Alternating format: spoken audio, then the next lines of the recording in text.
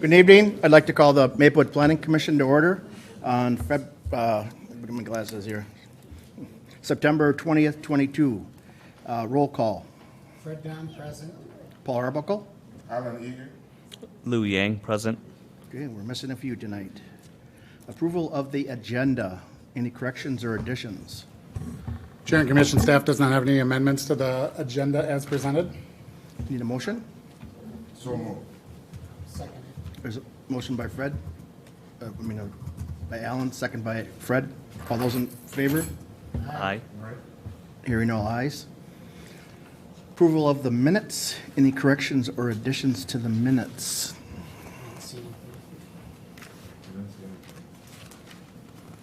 And these were just some additional letters that were sent? Yeah, Chair and Commission, I'll address those letters when we get into the item. Okay. Need approval? Move that we approve the minutes as submitted. Approval by Fred, second by Alan. All those in favor? Aye. Hearing all ayes. Abstention. One Abstention from Lou. Public hearing, multiple residence project 11361160 Frost Avenue. Staff. Thank you, Chair and Commission. If I could have the slideshow put on the screen, we'll walk through a handful of slides here to outline the project and the requests before you tonight. As the chairperson mentioned, you're looking at 1136 and 1160 Frost Avenue, a 5-acre project area outlined by the red polygon on the map on the right-hand side of your screen. Reuter Walton, a developer, is proposing a 150-unit apartment building on this site. To move forward with this project, the applicant would need approval of a comprehensive plan amendment, a conditional use permit, design review, and then a public vacation and lot combination. Tonight, the Planning Commission will be focusing on the comprehensive plan amendment and the conditional use permit. You'll also be holding a public hearing tonight. Earlier this evening, the Design Review Board reviewed this project. They entertained two motions related to the design review. The first one was to approve the project as presented with some amendments there within. That was a 2-2 vote based on a tie. The motion does fail. A second motion is made to deny the project, requesting that a lower density, fewer parking spaces be involved. It's a very quick summary on that, and that did approve 4-0.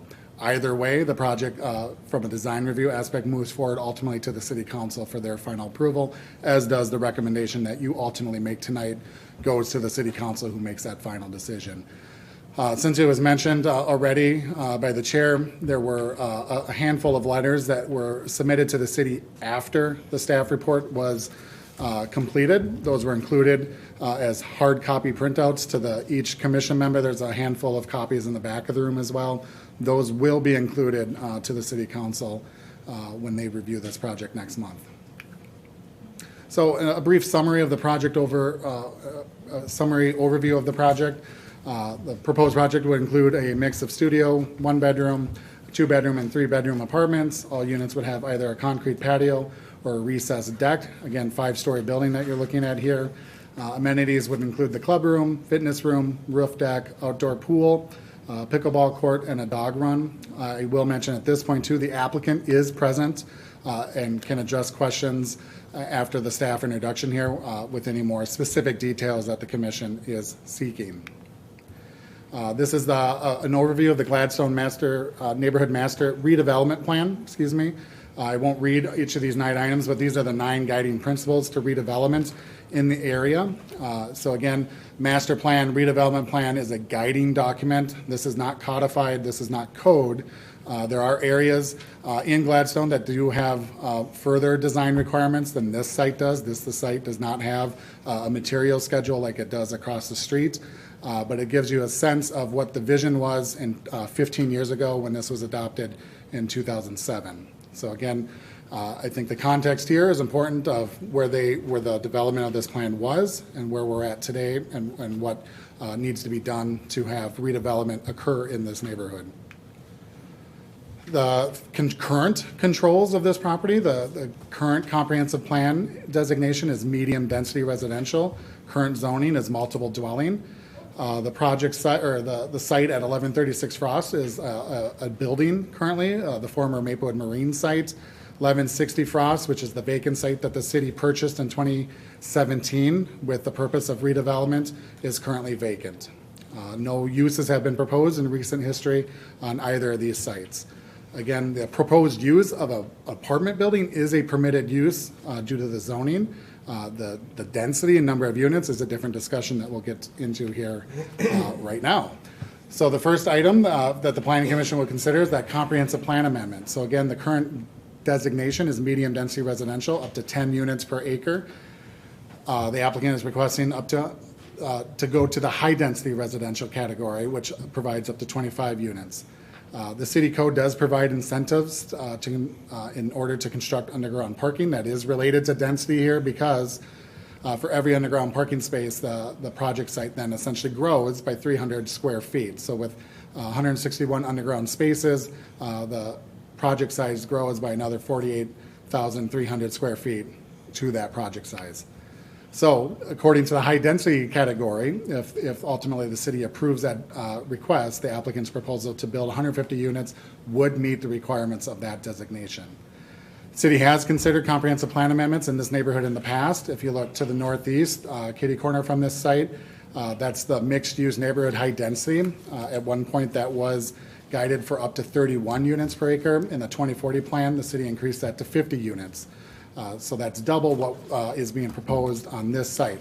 Again, just context to what's going on elsewhere in the neighborhood. The other aspect that the Planning Commission is being asked to weigh in on tonight is the conditional use permit. Anytime a building is more than 3 stories or 35 feet height, 35 feet in height, a conditional use permit is required. This is a flat roof building that will typically be 56 feet and 8 inches tall. At the corner cornices, that will bump up to 58 feet and 4 inches. Again, just as context, just a little bit down the road at Frost English Village, those 2 buildings that were part of that redevelopment are about 51 feet tall. Looking at the site plan, again, this is the design review. We'll work through this. This is what the CDRB considered earlier this evening. The site is accessed by a single drive off Frost Avenue on the east side of the site. The building is essentially centered on the site. At its closest point, the building setback would be just under 103 feet from the residential properties to the west. One aspect at the board and the motion that ultimately failed because it was a 2-2 tie, they were making the recommendation that trail that's on the west side be further bumped closer to the building to provide more of a setback and add additional landscaping and screening and foliage. To provide a better buffer between the residential properties and this project site. Again, a 2-2 vote, so that did not move forward. The building would be off setback from Frost Avenue at 45.6 feet to 115 feet essentially from the vacant residential property to the south, and then 131.5 feet from the Gladstone Savannah. So there was a sensitivity. Yes, in the Gladstone Master Plan, they talked about massing closer to Frost, closer to the Savannah. Given the scale of this project, there was also a sensitivity to not putting it right up to either of those entities. So again, more centered in the site. All parking lot setbacks are being met. In the northwest corner, a dog park is being proposed. Dog run would be set back just over 33 feet from the residential property to the south. A gazebo, another amenity that would be proposed as part of this project in the southwest corner of the site, 29 feet off that west property line. Staff would recommend that both those amenities be set back at least 50 feet from the neighboring residential property lines. That mimics what a minimum building setback is when you have single family to other type of either multifamily or commercial buildings. That minimum setback is typically 50 feet. The proposed building would be constructed of a contrasting light and dark fiber cement lap siding board, wood look lap siding, brick facade would be used throughout the lower levels, a cement trim board throughout the building. Again, the applicant can speak more if you have design questions just to provide context for portions of your other review. The Gladstone Neighborhood Redevelopment Plan did talk about articulation, stepping back the top floors, those kind of things. Again, those were just for context, when we were talking about buildings being closer to Frost Avenue, closer to the Savannah, again, there's substantial setbacks to both, just things to consider either way. There is a parking waiver being requested as part of this project, and the developer has provided a rationale that was discussed at the design board as well of why that parking waiver is warranted. So typically, multifamily would require 2 spaces per unit, with half of those being covered. So a project like this would require 300 spaces. The proposed project is looking to move forward with 244 spaces, with 161 of those being in the underground garage and 83 on the surface lot that's interior to the site. I would ask if you have questions about the parking waiver, the developer can speak to that specifically, but they did provide a study of their other 40-plus projects that are in the Twin Cities that help them land on what the optimal parking is for a project like this. The applicant would remove 12 trees, but they would be planting 154 new trees. They meet the tree replacement requirements as outlined by city ordinance. Numerous shrubs, perennials, grasses are being planted throughout the site. Screening requirements kick in when you have a situation of where headlights would potentially be glaring into residential properties. As you can see with the configuration of this property and where the homes are adjacent, parking's internal to the site. So we don't feel that headlight glare is going to be an issue. Screening requirements would be met with their landscaping plan. The landscaping requirements are very detailed and very straightforward in the code. It's a 20-foot landscaped area from any residential, single-family residential property to a multifamily project. So you need 20 feet of a landscaped area. They are providing that. In addition, what the board considered but ultimately didn't approve was bumping that trail on the west side closer to the building, providing more of a setback, more opportunities for landscaping. What the city council will consider at their next meeting, and they hold a public hearing on public vacations. The applicant is requesting public vacations of 3 unused right-of-ways that are adjacent to the project site. The first one is Edward Street that bisects the properties currently. There is no plans or intentions of the city to put in a public street in any of these areas. The engineering department has reviewed this and is recommending approval that these rights-of-way be vacated. So it would be the full vacation of the street, or I'm sorry, the unused right-of-way down the middle of the site, then the north side of Fenton Avenue, which is to the south of the site, and then the west side of Frank Street on the east side. Again, unused right-of-ways, no utilities are included in that area, nor is there plans for the city to use those for any purposes. Applicant would also seek approval to combine the 3 parcels that comprise of this project site into a single piece of property. City sent 53 property owners a neighborhood survey. Then another letter was sent for the public hearing that's being held tonight. An additional letter will be sent for the public vacation public hearing that the city council will hold. So again, that will be 3 touch points. Typically, for a comprehensive plan or a conditional use permit, that mailing radius is 500 feet. For public vacations, it's everyone within the plat. So there's 2 different things going on. So in the end, the city just combined the 2 lists and sent all notices to everyone to ensure maximum coverage. In total, we received 9 replies. 5 of those were included in your staff report tonight. 4 of them, as I mentioned already, came after that staff report or presented for you as hard copies for your review. With the conditions of approval found in the report, so again, many items would need to be met by the developer to be moved forward, but if all those are adhered to and met, staff would recommend approval of this project. Again, reiterate, the applicant is here to answer any questions of the commission and that there's a public hearing scheduled for this item. Thank you. Mike, what is it, you said that at 43,000 square feet, they get a credit. What is that towards? What is that? Chair and commission, so that's been in the ordinance since 1982, and other multifamily projects have used it that's been before you. So there's certain things regarding underground parking, units over 4 stories, open space, they get density credits. The applicant is only seeking a density credit for the underground parking. So essentially every space that they put under the building, because the city has an incentive for putting the parking under the ground as opposed to garages on the surface to meet that covered requirement, they get additional 300 square feet of developable area. So when you add all 161 spaces, that provides you with that 48,300 square feet. Okay. Questions? Why don't the applicant come up then?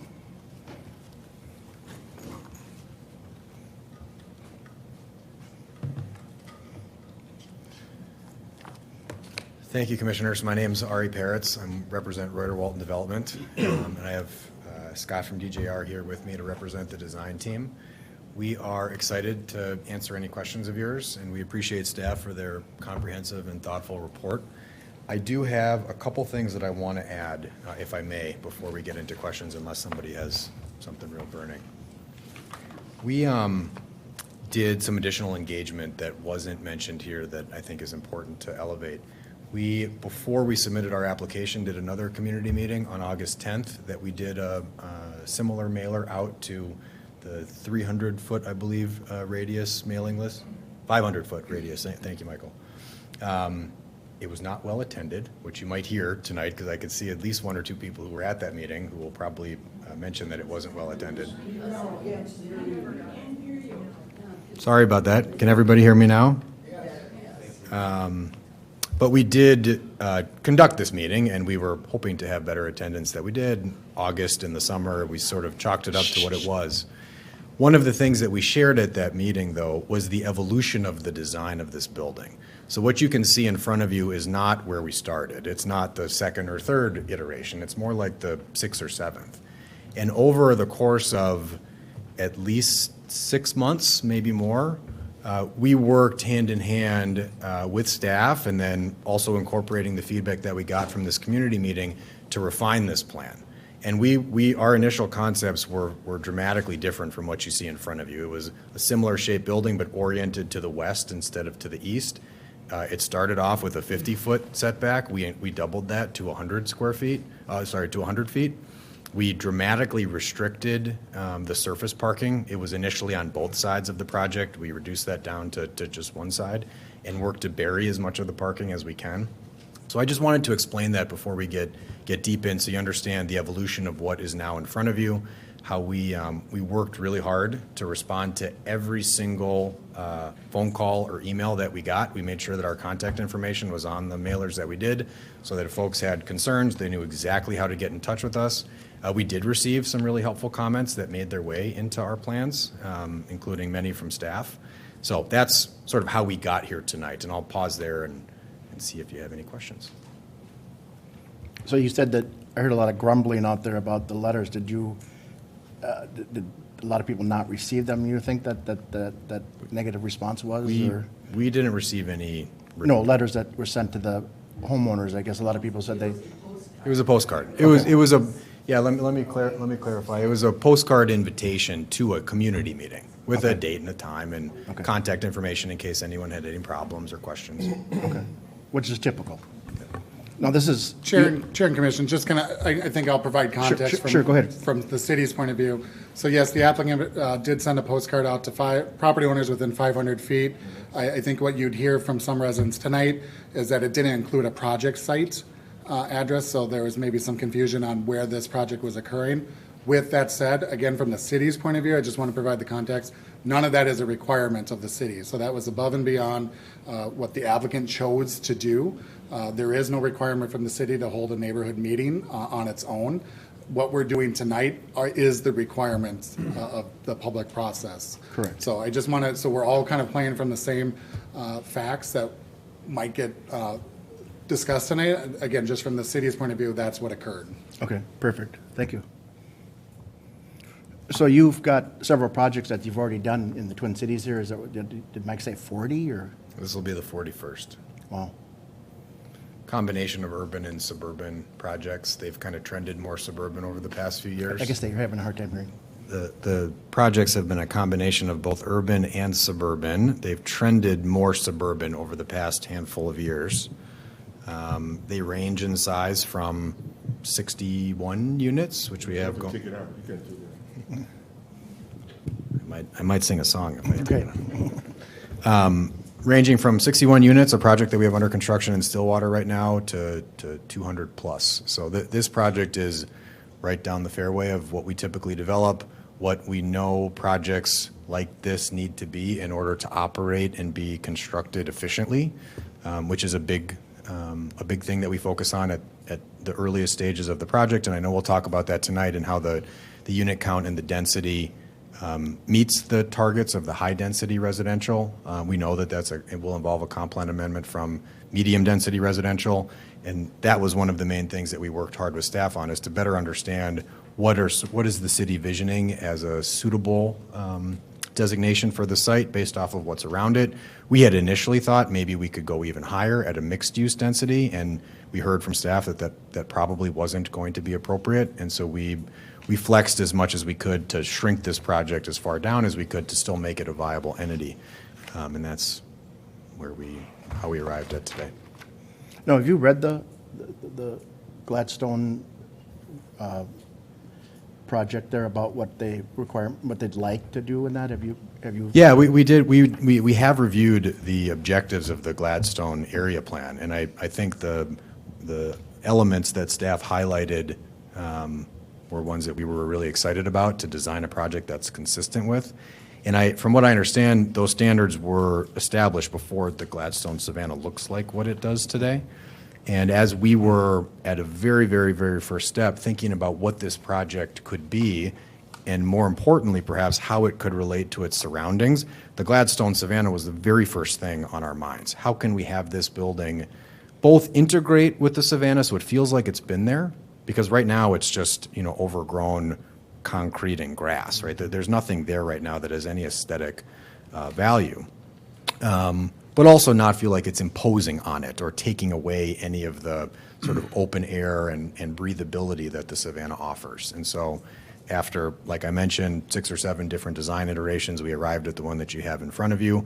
But the Savannah was really front and center of our minds as we were putting it together. That's kind of why you switched the changing of the flip-flopping the building too, so that it wasn't dominant over the Savannah, right? Well, right. We didn't want to have the back of the building, you could call it, facing the Savannah. We wanted to have the building more sort of embrace the Savannah, but we also didn't want to have the back of the building, facing the neighbors. That wasn't an intent either, and we didn't want to make the neighbors along Phelan Place sort of like a concession to wanting to embrace the Savannah. So what do? We pushed the building 50 feet further away so that there's at least 100-foot setback from the western property line versus the 50-foot that we initially had concepted, in order to make sure that we weren't turning our back to anybody. We were putting this building right in the middle of the site where it was doing as good of a job as it could to embrace everything around it, including the golf course and Lake Phelan to a certain extent. We were very mindful of all of the area amenities that we wanted this building to help support. You think that because of the financial burdens and that of developing, that going lower is kind of a burden too, right? To go from 4 to 5, that you try to get the square footage, right, because of the cost? Yeah, it's a very complex equation that we're trying to keep in balance, and you push from one thing and you pull on another thing, and there are many, many, many different variables in play. And so as we were thinking about, based off of the different comprehensive plan designations and what bucket could we fit into and what were we learning was sort of a reasonable ask to make, we had to figure out how can we keep all of those other things in balance and make sure that we still have a project. So we weren't able to comment on the previous design board motion about simply reducing the density. That wasn't something that, frankly, you can just do without pushing some other part of the project out of balance. So we try to keep everything together. 150 units is about as typical for a project like this on a site this size in a neighborhood like Gladstone in a city like Maplewood. So we feel like it is not precedent setting in any way. If anything, it's just one more of what is already shown to be really successful. And the neighboring buildings that we would refer to as comparables, first of all, there aren't that many. That's one of the reasons why we are excited to put this building here, is that there isn't something exactly like this next door that we're going to be in constant competition with. But the sphere of comparable buildings that's closest to the site has essentially 0% vacancy. So that signaled to us there's demand here. There's more people want to live in this neighborhood than can live in this neighborhood right now. You put those together, that's typically what creates the start of a new project and new housing units. Now, what about the cost factor for the renting? I know there's some talk about the cost might be high for this type of neighborhood. That's consistent with what housing's going for, right? Are you talking about the construction costs? No, for the rental cost. The rents that we have underwritten are what we would consider market rents, right? They're informed by the area comparable properties. We make adjustments here and there to make sure that we're as like as we can be. So do we have some more bells and whistles that another project doesn't have? Do they have more than we have? So we make those refinements and then say, okay, this is essentially what we think the market can support. We start the project. As we get closer to the start of leasing, we'll be refining those up until we actually sign our first lease. It's a constantly evolving set of metrics. What do you anticipate rent will be from the lowest to the highest? Yeah, it's just under $2 a foot. So you multiply the number of square feet in a unit by roughly 2, and that equals the monthly rent. And what is So the a 600 square foot alcove unit, which is our smallest. I think they actually are 581 or 582 technically, but that's our smallest unit. You can round it up to 600 times 2 is $1,200 a month. Is there any TIF in consideration in this? We did make a TIF application, yes. Okay. We did request TIF. It hasn't been approved yet, but that is part and parcel to the overall thing. That's one of the variables that is a necessary ingredient to making the project work.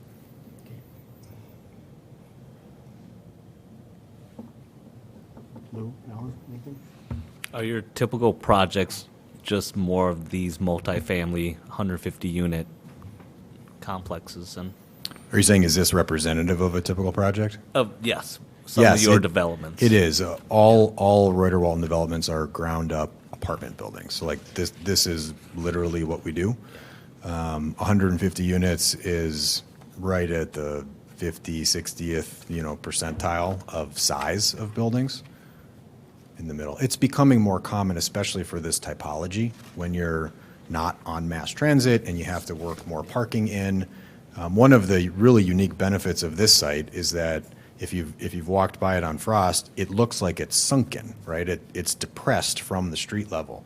So that gave us a unique opportunity to bury parking, as Mr. Martin said, and make sure that what people were seeing was active space, building, units, community space, et cetera, and not parking. We do have a surface parking lot in front because there was a limit to how much we could bury, but burying roughly 2/3 of the parking spaces that the building offers, we thought was pretty good. So were there, probably not, but were there any market studies done to look at medium density? Because that's how, the Gladstone Comprehensive Plan had it kind of zoned and planned for. So we did do a third party market study, and one of the things that they look at, in addition to what sort of unit sizes should you have, what sort of rents should you expect, is what is the demand for a certain number of units in this specific location. So they run through a fairly sophisticated demand calculation, and it's well in excess of 150 units. Because what you want to make sure you're doing is not building too many units if there's not enough demand for them. The market study showed that there's well in excess of 150. We would have loved to build more, but this is where we understood kind of a natural ceiling as you look at the different break points in the comprehensive plan. And so we worked really, really hard, pushing and pulling all those variables, like I mentioned, to try to get down to 150. That was a floor. So I know that there's probably some interest behind me in cutting 2 floors off or coming in at a project half the size. That's not a viable concern for us, although we do understand and appreciate that perspective.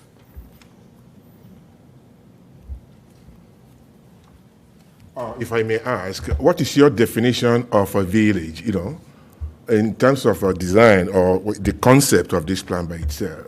Of a village, you Of a said? village, one of those outstanding redevelopment plan with regards to Gladstone, one of those key things is to have Gladstone developed as a village,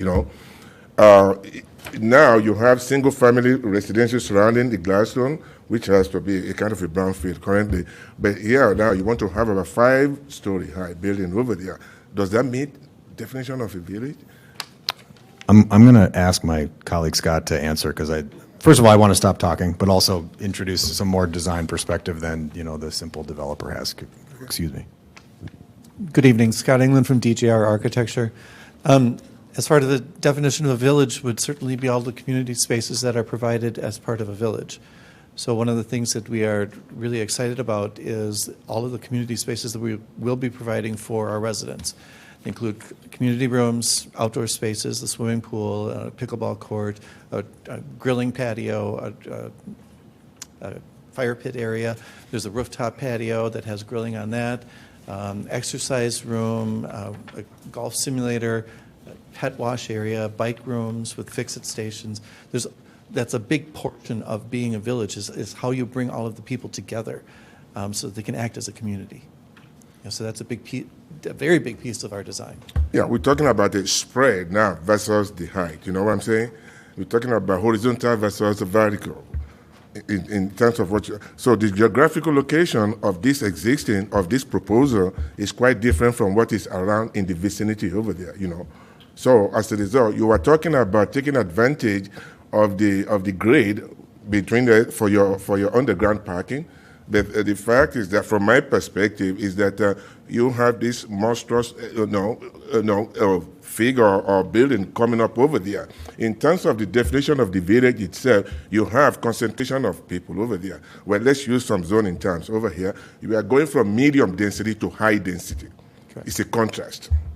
Completely contrast. I'm not opposed to what we are doing. I believe that with the design concept and the history of the area, which I outlined 1 to 9 over here, if you have taken that into consideration, the aesthetics of that area needs to be maintained. I think, you agree with me. So across the street from that place is high density. Yeah. And I'm pretty sure that the city of Maplewood have some other look. I'm not saying that you can't develop this, but city of Maplewood have some other location like the north end over there where you can have the what I can describe as yuppies. You can get better tenants in that area. So those are some of the concerns that I have over there. Is the dominance effect of what this building is going to have within the vicinity, within the environment over there. Yeah, that is my concern. May I also add that one of the considerations that we need to do is by going up, we are providing less of a footprint for the building so that we have more green space. We have more water management, stormwater management potential. We have more landscaping potential. So that was also part of the consideration as far as, that determined the height of the building. Well, if you're talking about green space now, you have less green space by the construction of this building regarding the existing landscape, the existing floor plans in that area. You know what I'm saying? You have concentration, high density, versus single-family housing in that area. So you have less green space. Yeah, thank you for your comments, and they resonate. We realize that the project is very different from what's there today, and I know that many people have concerns about how different it is. One of the data points that Mr. Martin raised earlier is the number of years that this site has been undeveloped. I think it was at least 15. And we, in our environmental due diligence on the site, researched what the prior uses of the site were. And they were a variety of mostly industrial-focused uses. There was a golf cart repair station for the golf course across the street. There was a meat production facility many years ago, buildings that were burned down, rebuilt, and now there's nothing. Now, if you walk around in that area, it looks not great, right? You have sort of overgrown grass and patches of concrete representative of the former uses.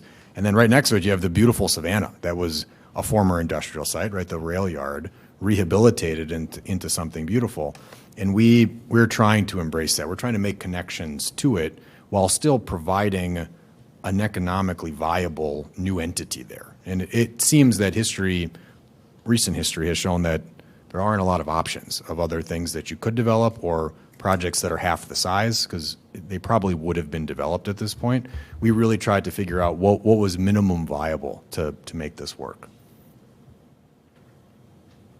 Well, in terms of the history of the area, if I learn a little bit, I think currently that is designated a brownfield now, right, by the fair? Just grass, yeah. Yeah. Chair and Commissioner, I think the applicant would be able to provide the environmental contamination aspect as they've done that work. Yeah. We've done extensive environmental testing. The site is not contaminated, at least all of our testing has not found in-ground contamination besides a small section of the property on the northwest side that has some elevated vapor readings. That's typical. We see that on more commonly we see that on projects than we don't see it on projects. There's very well-designed mitigation systems that you put in place to address things like that, but very luckily, because there could have been additional contamination just based off of the prior use, there wasn't. I don't know how to ask this or not, but what do you think the projection of vision would be to the closest house to the top of the roof? Like, is it, I mean, they'd eventually be able to see clear over it, right? It's not like it's going to be like staring directly into this big wall. I guess I don't know how to ask that projection. Is there kind of a way to determine that you're 80 feet away, you're going to clear the vision of the walls, or? Well, one of the advantages that this property has is that it's significantly lower than the houses that are directly to the west of us. So actually, those houses are more at what would be our second floor, because of just the dip that's happening right at that adjacent side.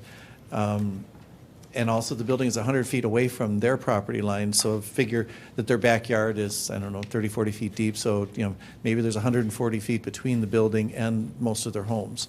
I don't have that exact dimension, obviously. I certainly, there is a site section that is part of your packet, that was included with your packet, that shows kind of the relationship of this building to the adjoining single-family homes. So that kind of gives you a general idea of it. It's not, we didn't necessarily survey those homes, we just looked at kind of typical homes at that site. That was an overview, right? Not at an angle, right? Just the looking down on that picture's looking down.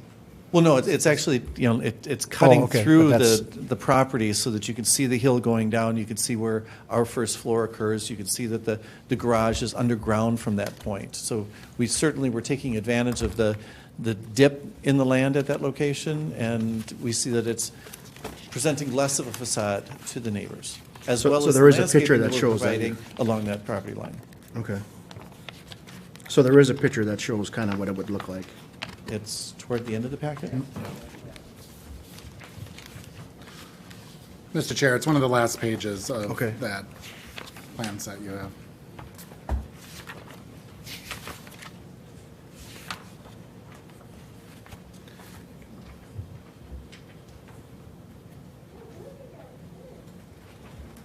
Is there availability then to move the dog park in that different location and move Yes. the trail? And We did, we listened to the planning staff recommendations, so the dog park, we're going to move that north a little bit so that I believe it's at 35 feet now, we'll move it to 50 feet. There was nothing special about the size of the dog park, so we can actually reduce the size if that helps at all, certainly. The gazebo, we can move that. We will look at the walking path that was running on the west side of our stormwater management pond there. Look to move that over to between the stormwater management pond and the building itself.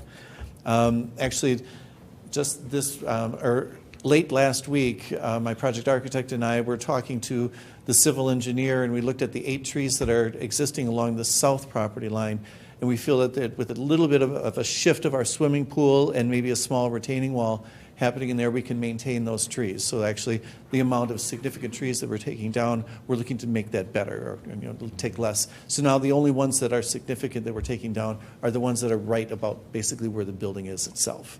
And those, I understand, are not desirable trees necessarily. They're free growth. What am I missing?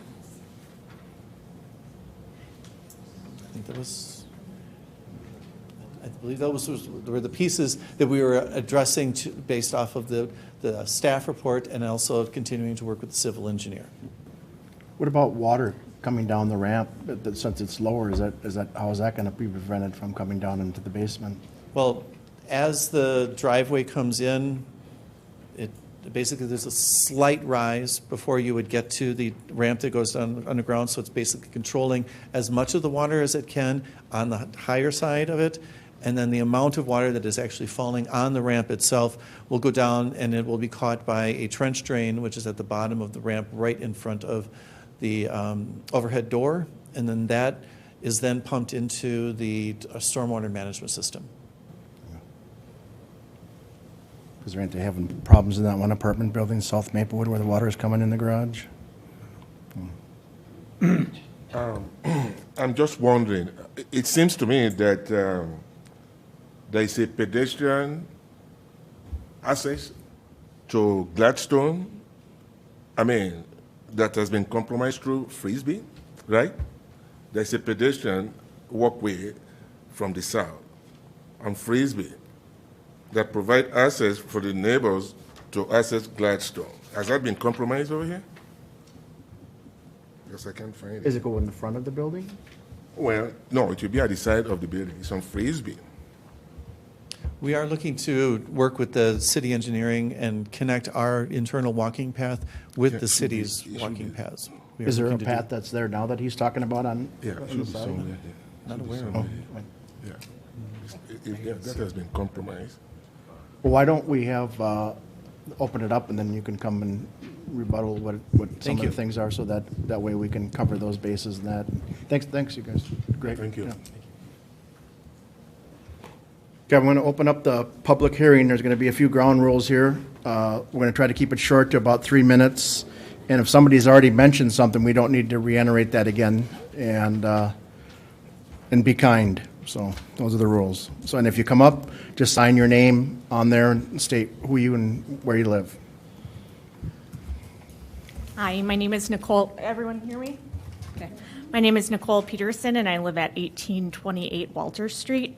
It must be more than 500 feet from the proposed development because we haven't received anything in our mailing from the developer, although I appreciate the effort to get our feedback, but I also haven't received anything from the city about it. Didn't learn about this until we took our neighborhood walk to the Savannah Park with our 2 young children around and back. We're concerned about this because we live in the community because it is quiet and a safe place for us to raise our kids. Not saying that an apartment complex wouldn't make that, but we are worried about the increase in traffic on Frost. The other villages that were created are close to English with that roundabout that helps with the additional traffic, so I am worried about the traffic. I'm really concerned about the 5-foot-tall building. I probably, while walking down the street, will not be able to see over it. We like the Gladstone Savannah and the grassland, and when I think about a village, I don't think about luxury apartments that won't be available for all of our community members to live in, especially those on a fixed income and our increasingly older adult population.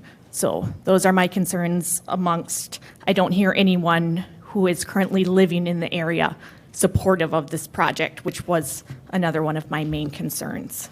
Thank you. Thank you.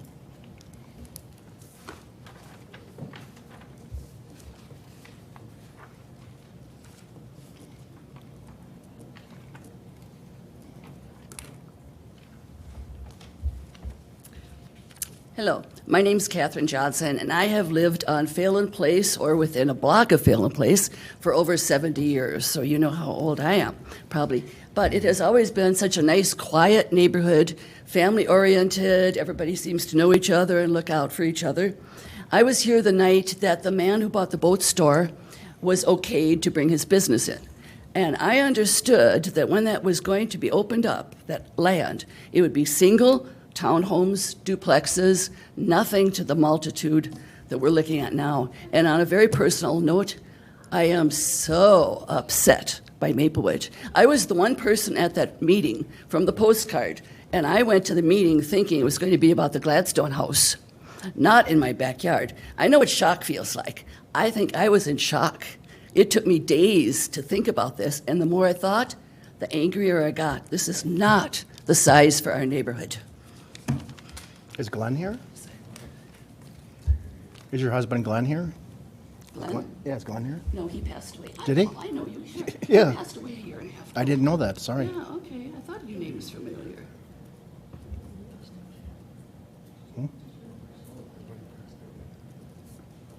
Yeah. Sorry, I write slowly.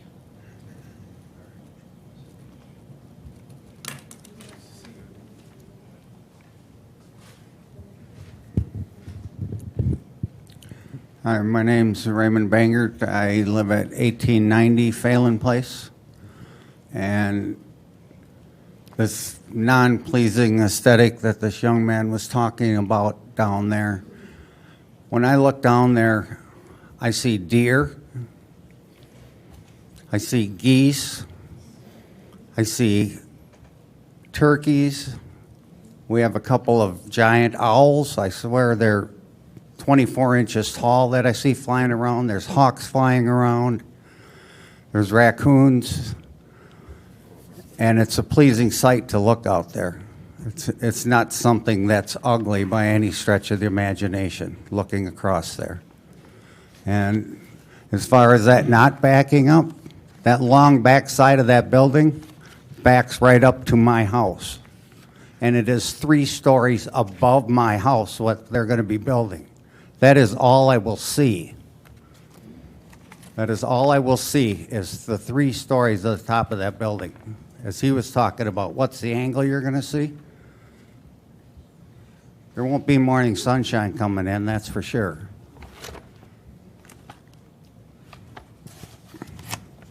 And as I'm concerned also with how about the noise pollution?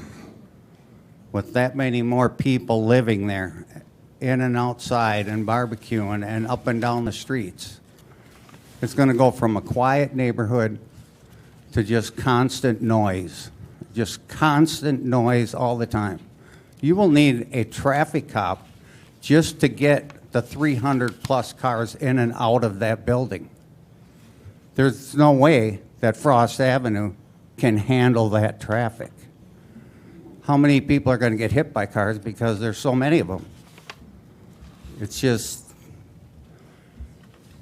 a monstrous abomination, and it should not be built there.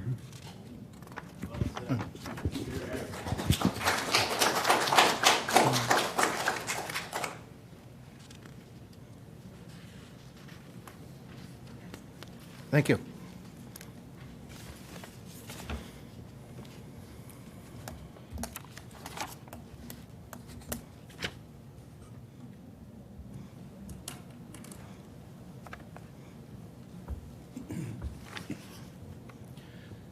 So I was kind of concerned about the 3-minute time, so I prepared a little, some notes, trying not to make it a speech, but it ended up being that way. Good evening. My name is Matthew Schlager. My wife Joy and I reside at 1872 Phelan Place. And after much thought, consideration, and lost sleep, I'm here to oppose this 150-unit complex proposed for 1136 and 1160 Frost. I've thoroughly reviewed Maplewood's 2040 comprehensive plan, and in the plan and supporting market studies, it clearly states that 1136 and 1160 are to be developed as medium density sites with a density range of 6 to 10 units per acre versus the high density 25 unit per acre complex that's being proposed. Please put yourselves in our shoes and imagine the shock and surprise when we opened our mail and were blindsided to learn that the land behind us that has forever been planned to be a medium density zone was now being proposed to be an enormous 5-story, 150-unit complex, pushing the limits of even the high-density classification. The sheer size, height, and design of this complex is completely out of place and will absolutely dominate our modest little single-story, story-and-a-half, and 2-story homes. Not to mention the design is completely out of sync with all the other apartments in the area. There are no other 5-story apartments in the area, and as far as 4-story goes, they were already in established high-density zones. It's well documented that the residents surrounding the neighborhoods have long been told that this is going to be a medium-density site, which, per the acreage, would be about 50 units, not the 150 units that's being proposed. Going from medium to high density is not to be taken lightly, as it raises serious concerns with supporting infrastructure, such as traffic has been mentioned, extra pressure on our fire, EMS, police, stress on the sanitary system, and water supply. And then there is no nearby restaurant, shops, or entertainment venues. There's good reason that the 2040 plan designated this as medium density, and that's because the area and infrastructure do not need nor can support the 150-unit high-density building. On a final note, When this land was purchased in 2021, it was designated medium density, as I've said. That's how all other potential buyers understood this land. And now 1 year later, the owner and developer is asking us to rewrite the rules so they can get their high-density development through our city. This is not right and it's not fair. Beyond the impact of the surrounding neighborhoods, it's not fair to other potential buyers who likely read the 2040 plan just like the rest of us and understood that property to be medium density. How can we just nonchalantly change the rules like this? To ensure the long-term sustainability of the neighborhood that we all love, I sincerely ask for the Commission to follow through with the 2040 comprehensive plan and reject this high-density proposal. Please help us by directing the developer to do the right thing and put forth a medium density proposal in alignment with the 2040 plan, the way our neighborhood was intended. Thank you. Great job. Thanks.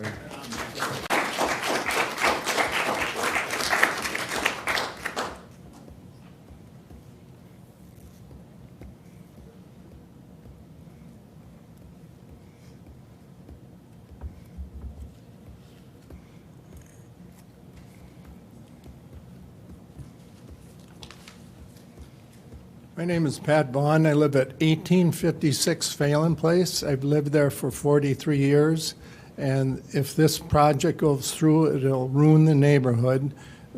Phelan Place cannot handle that traffic, neither can Frost. They narrowed Frost down a couple years ago, so it's basically a single lane, and they just put up a 20-mile-per-hour speed limit.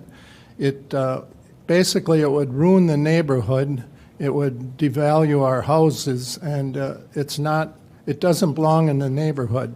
And one thing that I noticed is if you have that 5-story building and you're 40-some feet off of Frost, does Maplewood have a 100-foot aerial ladder to reach the top of that building?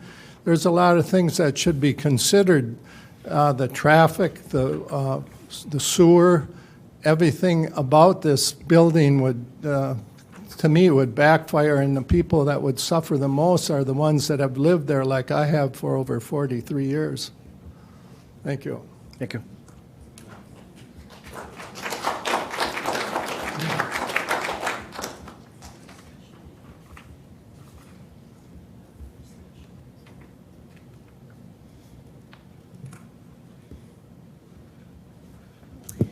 Hi. Hi, I'm Cheryl Lynn Sunbakken, and I actually live in a family home that my great uncle moved into when I was 7, and I'm now occupying that same home. And you're probably glad he's not alive at this moment because you would hear a lot of things. But one of my big concerns, I've been back since just before the COVID shutdown started. And what I see in our streets and daily is the families that walk the streets, the families that are out there, and some of the cultures that are the multi-generational cultures that are coming into our area. Even the fact that we have the Hmong Community Center and Historical Center that the city is building up. I can't remember if that's actually in Maplewood or just outside of Maplewood, but and apartments don't work for those cultures. For the cultures that live at multi-generational, they can't buy these houses, and yet that's who's looking, one of the groups that's looking for houses in our area. Along with what everybody else has mentioned with the traffic and stuff, but I also happen to know that this area is an area that's being targeted by the Ramsey County Watershed system.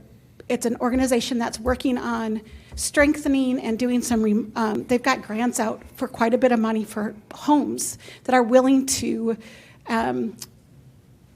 work with the watershed and increase the watershed between the lakes that are in this area.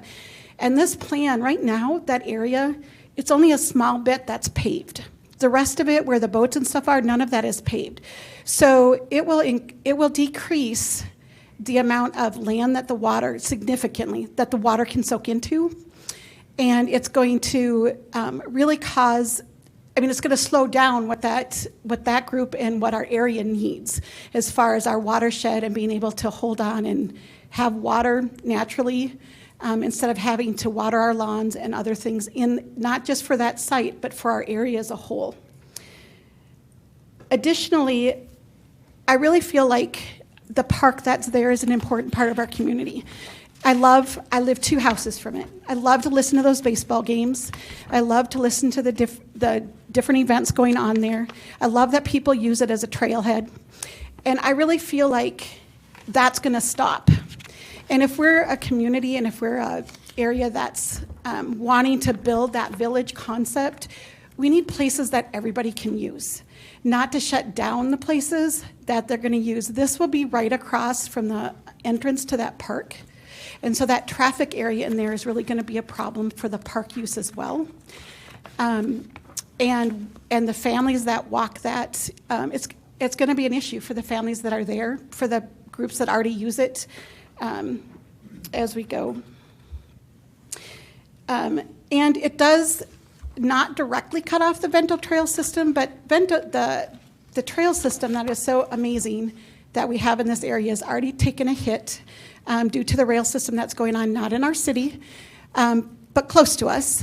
And to do anything that interrupts it here, I'd actually rather see the city do what they can to increase it or to increase things and possibly put in some businesses or something that could help it.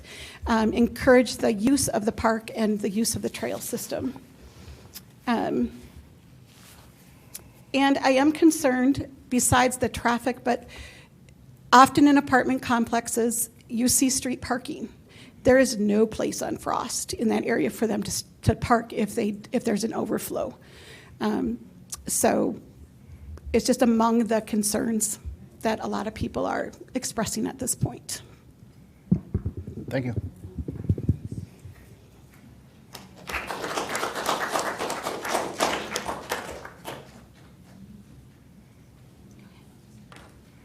Hello, my name is Barb Vaughn. Can't get this off. Can you hear me? Yep. Okay. I've lived here for 43 years. It's a beautiful neighborhood, a family-oriented neighborhood. We already have 3 large apartment buildings on Frost, 2 on Frost and English, and then the other one. They're building another one on East Shore Drive. That's 4 apartment buildings in a small area. And I'm not happy about that either. And I was just going to reiterate, yes, I read when they closed the marine shop, they said it would be medium density, not high volume density. And my major concern is the noise. The noise that is going to come through our neighborhood is just unbelievable. A dog park, you know what dog park dogs do? They bark the whole time because they're friendly and they're talking to each other. So all we're here is barking all the time. And my husband told me when we were in Florida, they were playing pickleball. And the people were quiet, except they started playing at 5 in the morning. And you could hear the ball, boom, boom, boom, at 5 in the morning. Who likes to get up then? Not me. The speeds on Phelan Place, they go 40 to 45 miles an hour now. I mean, it's just like rush hour. Rushing, not traffic, not too much traffic, but they're speeding down the street. There was a stop sign at Fenton, but some big shot took it out because I guess she didn't want to stop there anymore. They just came and took the sign out after it was there for like 20 years. And so the increase of traffic, I think somebody talked about that. So we aren't saying, the noise, once again, from 300 people, normal living noise. On the patios, balconies, on the rooftop. I mean, that, you know, we can hear the noise from Lake Phelan. So you know how we're going to hear this noise? And we're not saying we're not welcome to newcomers, but this many people in one fell swoop? Really, I don't think that's a good idea. I don't think it was thought out very well by whoever allowed them to come here. So what is this going to be? Apartment wood or Maplewood? Thank you. Thank you. Well said, Ms.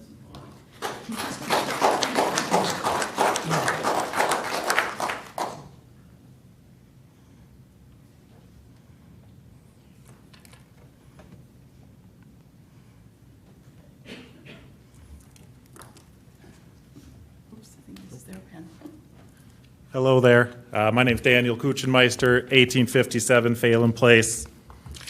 And as I bought my house 12 years ago, finally got married, brought a family in to live with me, and I think about raising my kids in this community. When I hear my 12-year-old daughter come home from school on the first day and say we had to sit 3 to a seats with kids standing in the aisle. A few days later, we were late to school today. Why is that? The bus was so full they had to drive to the school, drop off kids, then come back to pick us up, so we had to show up late today. As they say these apartments are becoming more common, you're making them more common. As you see the other apartments down the street, you notice they're not next to any houses. You can't really compare how big these are. And when you think about your backyard, you're not looking at a big wall. You're looking at a big wall of windows.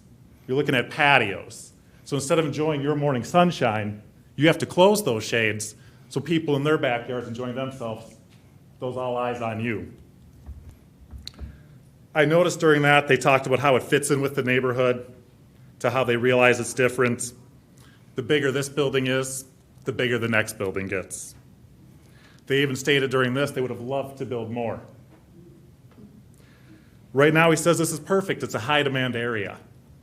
And as I work to maintain my home, do improvements on it, build the equity that I have in my biggest asset, bringing in this high density area to my neighborhood is absolutely going to destroy my home value that I've worked to build up over all these years. With everything going on with the economy and inflation, let's not add that to a neighborhood as well. Yeah, and they say it's a village. This guy's smooth. He's handsome, talks good, probably has a fast car and a hot wife. Not as hot as mine. But as they talk about a village, because it has pickleball and a pool and a dog courts, what else do normal villages have when you think about it? They have places you can eat. They have places to send your kids to school. I think of a village where people drive their little golf carts around. But here's I have to stand on Frost Avenue to get to the state trail with my kids in a stroller, waiting for cars as they zip by. Maybe one lane stops, but the other one doesn't. Now we're stuck in the middle. I can only imagine all these cars trying to get in and out of there and the chaos that will cause.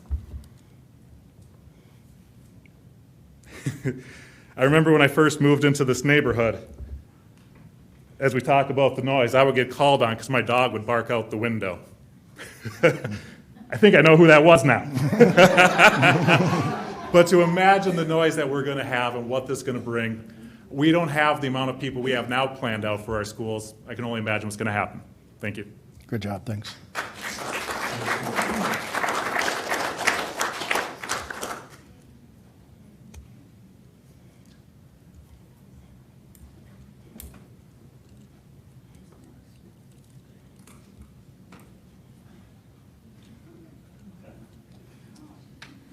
I'm Amara. I'm his daughter, and I just want to add on. If you bring in more people, you'll bring in more cars, and I get the mail, and it'll be kind of dangerous because there's more of a risk to get run over by cars just crossing the street.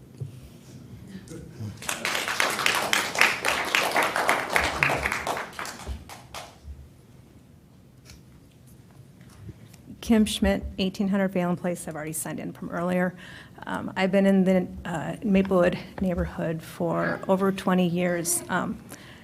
Going back from when we first moved in, the neighbors and myself were involved in the Gladstone Neighborhood Coalition, where we worked to work on the redevelopment plan with the city and the city officials. And this particular spot, we envisioned townhomes. And when they talked about how there is no design requirement for the exterior for this because it was supposed to be low to medium density. And so we didn't feel that we needed to put those design requirements on that. And that's why those don't exist there. I'm probably one of the only people here with a lot of the knowledge from the history of when we did work with the city. We met for over a year, meetings after meetings after meetings, working on plans. And I was very disappointed to find out that the 31 units per acre went up to 50, because that's not what we worked with the city to agree to. The city decided that they were just going to do what they wanted to do. The neighbors compromised with the city. We weren't happy. We found a plan that we could live with. We didn't think it was the greatest plan, but we said we can live with this. And the city, they wanted more density, but they compromised with us. And now here we are looking at this, and that does not look like the compromise that we talked about over 20 years ago. They say this is what we do, this is where we live. This is very important to us and very personal to all of us. That's why we're all here. I have not heard anyone say, this is a plan I can stand behind. This looks like where I want to live. I've not heard anybody say that. So you have two items in front of you here. One of them is a conditional use permit for the 5 stories. I'm asking that you don't approve that conditional use permit. The other request is to go from medium to high density. I'm asking that you don't approve that also. That was something that was discussed with the city over 20 years ago, where we came together and made that plan. And now the city has decided that they don't need to listen to the residents. They don't need to hear the residents. They're just going to do what they want to do because, well, what are they supposed to do? Find the minimum viable to make the project work? Or are they just trying to maximize profits at our expense? Thank you. Thanks, Kim. Thank you.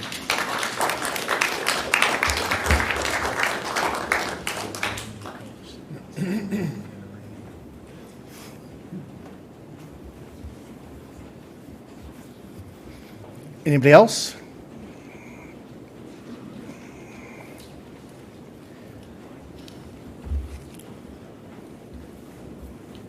John Weglater, 1082 Fenton. I am strenuously opposed to this project. There's not a person in this room that wants this project except the 2 developers. There is no need for multi-housing in an area that's already saturated, drenched with housing, that's multi-unit. What's wrong with the single-family homes that we have in the area currently? Everyone here seems to be happy with the housing arrangement they have. Hearing a little bit about the junk in some of the facilities around there. You just hired an inspector for the rental. His name is Matt something, 80 or 90 grand a year. Why don't you send him out there to clean up the neighborhood if you're concerned about that? You do it for landlords and tenants in the area that happen to be in rental units. But the junk that's in that area that's unsightly is a concern for some. Nobody's concerned about having more rental units. If you look just down the way, the Shores has 4 rent signs all the time. They have plenty of space available if you want to rent. I hear the rain. I think of building a multi-story unit underground. You usually get water damage and water problems, leakage, and then you put a flat roof in Minnesota, and you really have problems. The water needs to go somewhere, especially off the roof, down into a parking lot. Where does it go? I'm looking at the picture. It probably will end up down at Phelan Lake. What's Phelan Lake? It's the beginning of our water supply. Where a watershed goes, it's the beginning of our tap water right there. So the developers mentioned pollution on the site. They kind of just whisk that away. I'm very concerned about this. And if you guys don't take anything away from this, look at an environmental study, and that's what I'm calling for Mr. Allen and Mr. Paul and Mr. Fred and Mr. Yang. I'm hoping you guys can do an environmental study on this and determine just how much arsenic is in the water, in the land surrounding this project, 5-story monstrosity that we don't want and we sure as hell don't need. We don't need it. So do an environmental study and reassure us that the arsenic from the old railroad terminal isn't coming down right into the water supply. I'm very concerned. Do your job. Thank you.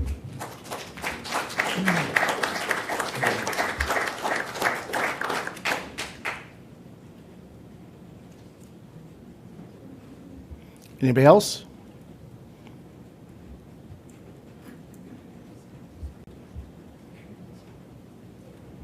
I'm Ted Anderson. My voice is failing here now, but 1871 Phelan Place.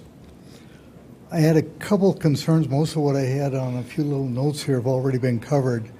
But I'm wondering what the future proposals are for more high-density housing along Frost there, because there's a number of areas there that are going to need to be developed down towards English, on the other side of Frost, between Phelan Place and English.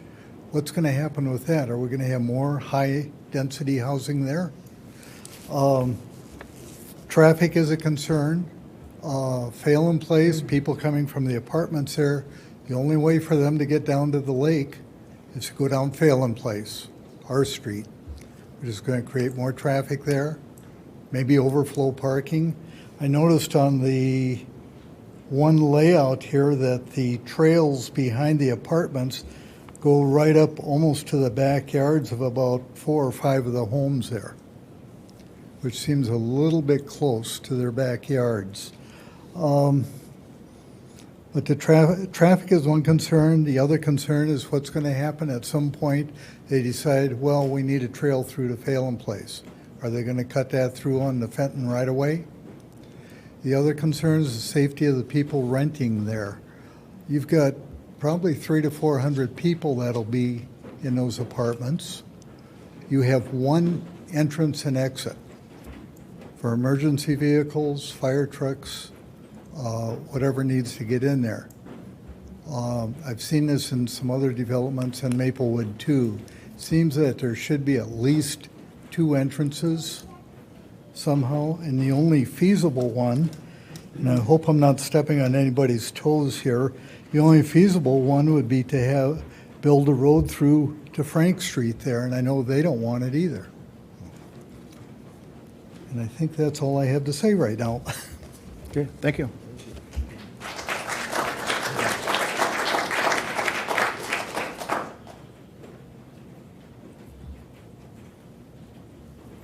That was hail.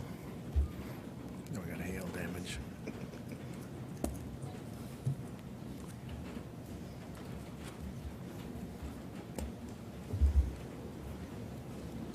Hi, my name is Heidi Wilson. I live at 1805 Phelan Place.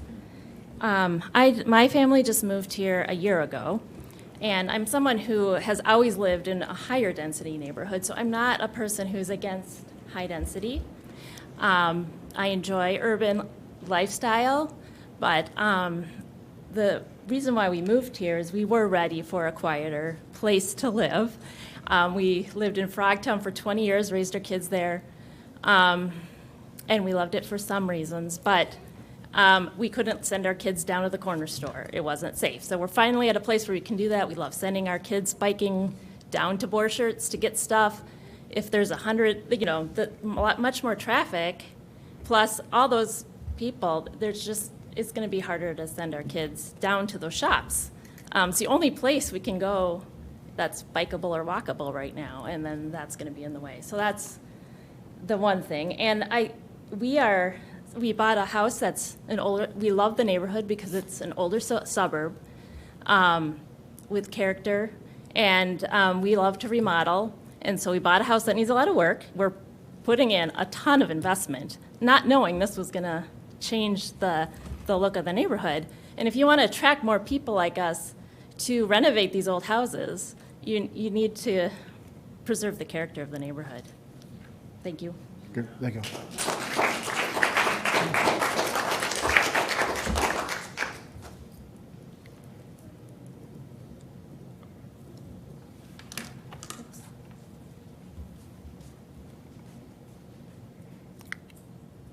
Anybody else?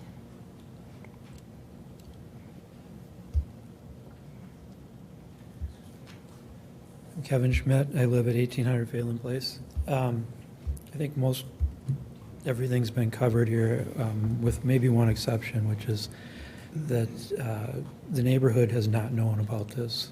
We found out last night because someone put a flyer on our door, and we live a block away from this. Now, if you sent things to everyone in the neighborhood within 500 feet, or whatever it was that was supposed to let people know about this public hearing, it didn't reach out very far from that particular place. Certainly not far enough that people wouldn't be affected and be in the line of sight of their properties. Just this afternoon, I talked to one of our neighbors who also did not know about this and couldn't be here, and her comment was that there'd be at least 5 or 6 other people within, that she knows, another block away, that would also be opposed to this. So this has not been well advertised, that this is what is being proposed, and I don't think that there is going to be more support the further you get away from the very close mailing that you did. Thank you. Thank you.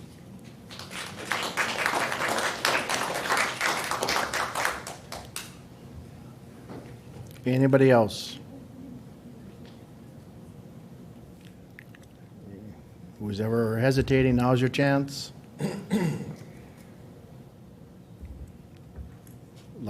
Okay, almost missed it.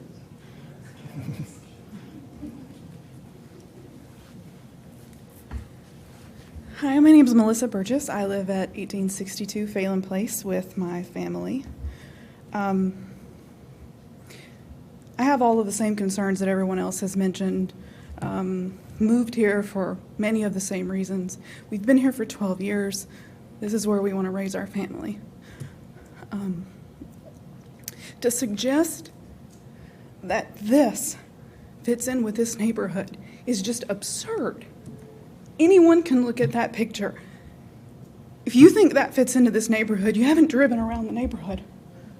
This is not what the people of Maplewood need. And I would also contest the assertion that there is this big of a need in this area. I happen to have a family member who I'm trying to help find housing right now. There is plenty of housing available. There's not affordable housing available. And this does not achieve that goal. The people who live in this neighborhood would not even be able to afford to rent a unit in an apartment like this. The people who are looking for apartments like this are looking for apartments in metropolitan areas where there's things you can walk to or bike to. There are no other businesses to support a unit like this in this area. All of these people are going to have cars. All of that extra traffic on a street right now that's traffic controlled by roundabouts, which is exactly what it needs right now. How is that going to be managed? The city has had some struggles managing that street already, and this is just going to be an added strain on the infrastructure. When there are needed improvements to roadways and sewers or anything else, those are going to be assessed in our property taxes. The renters aren't paying for that. The property developers aren't paying for that. That's coming out of our bottom line. So not only are our property values decreasing, but our costs are increasing. And what will happen is people will move from the area. They won't be able to afford to sell their homes because they won't be worth anything. So we'll just rent out all of our houses and we'll move somewhere else where we can be in a neighborhood that is in line with what our values are. Thank you. Thank you.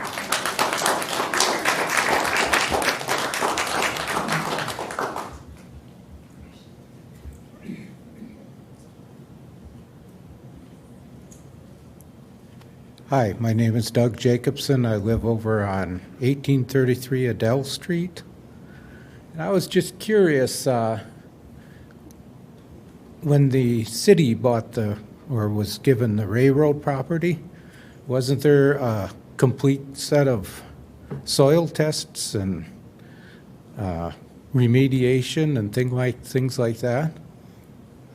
And if not, why not? And if they did, has anybody looked at the records? That site might not be suitable, and the only reason I'm saying is I have in my career remediated railroad property, and it can get pretty dirty. I don't have a pen. That's it, but I don't have a pen. Thank you.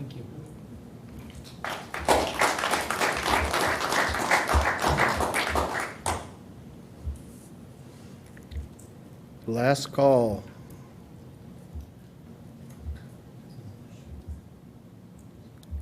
Okay, I'm going to close the public hearing then.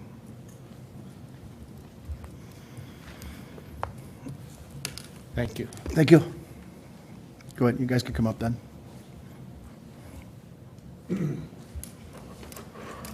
Thank you, Commissioners. First of all, I just want to say to everyone who came out tonight, thank you. I know this is hard, and I know this is a big change, and I know that this is intimidating, scary, go on and on.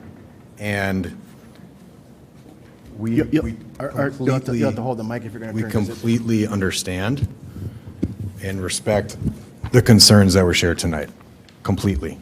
So I just want to mention that first, because that doesn't always resonate, and we would have loved to have some more community engagement. You know, I don't want to keep hammering on this, but we wanted to be able to air out a lot of this stuff before we got here tonight, and we really did our best. Perhaps we should have done more, and I'll take responsibility for that, to make sure that those who live on Phelan Place and adjacent streets were able to air their concerns, voice their concerns, and have a conversation with us so that we could do our best to answer a lot of questions. Because I heard, roughly half concerns, which I'll do my best to address, and then half questions, good questions, legitimate questions that I have answers to. And I hate that people had to wait until tonight to hear those. We did try to make ourselves available and accessible to anyone for any reason. So let me start with a couple of the easy ones. The environmental study, which was just recently raised and I know came up earlier, we did do multiple environmental studies on this site, what are commonly referred to as a phase 1 and a phase 2. Phase 1 is a study of the history. Phase 2 is physical study, where we took a variety of different soil samplings to determine, is there contamination? If there is, how much? And what do we do about it? Is anything significant enough that it would influence a different development approach? And the answer, gratefully, I don't think anybody wants this site to be contaminated, is no. There is not contamination. There is nothing on the site that makes it unsuitable for residential development, besides that one vapor area that I mentioned earlier, which we have a really, really well-defined and easy to implement and common remediation plan for. So if staff or the commissioners have any other questions on the environmental history of the site, we're glad to share those studies with you. We've heard a number of different comments about medium density and wanting to stick to medium density. And that's another thing that we absolutely understand and we're not at all naive to, that we were asking for a change from the comprehensive plans guidance for the area. Our approach for sites like this and others where we realize that something like this is necessary is to say, is there a viable alternative that does meet the designation? And then we'll look to either our own analyses or previous development examples and try to figure that out to understand, is what we're asking for dramatically different from something else? Somebody smarter than us has figured out a way to do a medium density project. Maybe we should be more innovative. Maybe we should be more creative. Maybe we should dig deeper to find a way to make it work. And for this site, the answer was no. There was not a history of medium density development proposals that came forward, at least not to our knowledge, suggesting to us that maybe it was appropriate to ask for a change, that maybe the designation for this area, if the city wanted it to be developed with residential housing, that medium density was not in effect appropriate because nothing was happening. And the city isn't saying we want this to be permanent former industrial space, or we want it to be a park, or we want it to be something that's undeveloped. We heard the city saying we want it to be housing, and we want it to be multifamily housing. So we said, okay, well, here's what you can do. If you want multifamily housing, this is what you can achieve. This is the kind of zoning, of density and massing that will actually create a project and create new housing. And that leads me to my next point. I heard, not from everyone for sure, but I did hear a lot of concern and sort of veering into disdain for more rental housing, as if that is some kind of a stain or a black mark. And I just want to get right out in front of it and address that issue on the head. Clearly, we don't believe that. Clearly, we believe that new housing can be really accretive to value to the neighborhood, including the home values of adjacent neighbors, when you are redeveloping something that is not creating any value, like former industrial space, into something that is creating value and is providing a new resource, is providing new vitality into a neighborhood. This, in Maplewood and in many suburban cities like it, is how cities grow. They don't have space anymore to develop subdivisions on former farmland. That space is not available.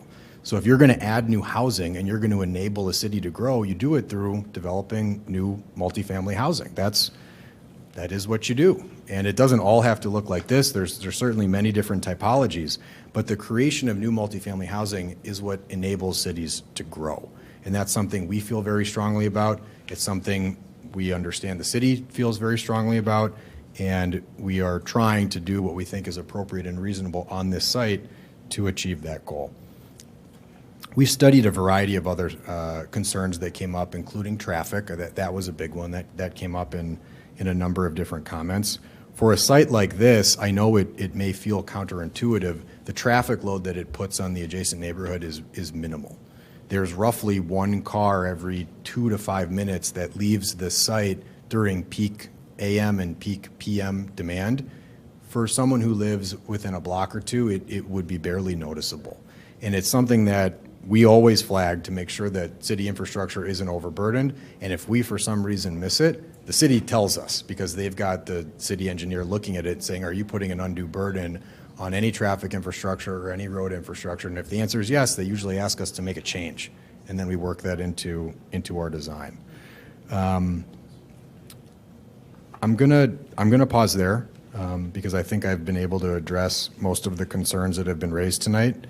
And perhaps I'll close with a thought. And it's not something that I'm saying tongue-in-cheek or with an ounce of sarcasm at all. But we know that a new project, whether it's 5 units or 150 units or 500 units, next to existing housing is hard. And it's almost never, in my experience, I've never had a project, which ultimately ends up going forward, appease all of the adjacent neighbors. It's something that we would love. It's something that we desire to achieve, and it's something that we work really hard to make sure that we're good neighbors and we're as proactive as we can be in the process, but we're also realistic in that it's a big change and people are probably going to be upset about it. So I just want to make sure that everyone here knows that we get it. We totally understand. Every single one of our projects has had adjacent neighbors, so this is not a new thing that we've worked with, but we were pretty excited that we've got over 100 feet between our building and the adjacent property line. We never get that. It's typically 20, 30, maybe 50. The fact that we were able to double it from 50 to 100, we considered to be a really positive attribute. Certainly one that wouldn't appease everybody, but that distance is really tremendous if you stand on site looking at it. Yes, please. How many units per acre are we talking about on this project? It's 25, so it's 5 acres, 150 units. With the density bonus calculations that work in that staff mentioned before. Scott, do you have anything that you wanted to add that I didn't get? Okay. Any other questions from commissioners? Yeah, I was concerned that people always talk about losing the value, and I don't see that either. I know that they think that, but that doesn't typically happen. I always feel bad about that, but I don't ever see that really being an issue. Yeah, there's not a it always does X or Y. It's something that we try not to wade too deeply in, because if it increases value, that usually makes people unhappy because it signals that they might be paying higher property taxes. If it decreases value, people are also unhappy. So we know that it adds value to a neighborhood, because in this case, it's converting something underused and maybe not entirely blighted, but for at least 2/3 of the site, it is unequivocal blight. Turning that into something productive and value enhancing and new and exciting is usually good for what's around it, not bad. And particularly, I was really curious about the comment that people wouldn't want to use the park and the baseball fields or any of that infrastructure anymore because there's new people living across the street. I think it's the opposite. I think that will create additional demand and additional excitement to be able to use city resources in a value-producing way, not a value-reducing way. Now, I know part of the redevelopment thing there talked about being shops and things on the bottom. Because you want to use it all full rental, there's no way that do any type of redevelopment of stores or anything in the bottom levels, right? No, we don't have any of the space on our first level that is designed to be converted to retail.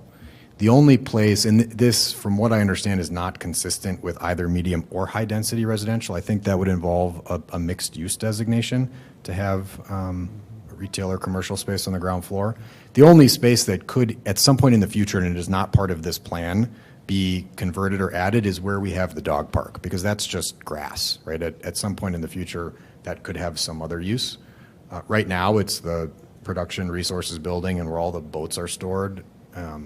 We don't think that's adding a lot of spillover positive value, or certainly not aesthetic value, to have a boat storage yard in the backyard of many folks who are here tonight. We're happy that we're taking that all away, landscaping it, adding new stormwater design, and what we consider to be a beautiful new building. But to answer your question, Commissioner Arbuckle, there's no retail space planned. Okay. What is the valuation of this project anticipated to be? What is the construction cost, I should say? Yeah, it's roughly a $45 million project.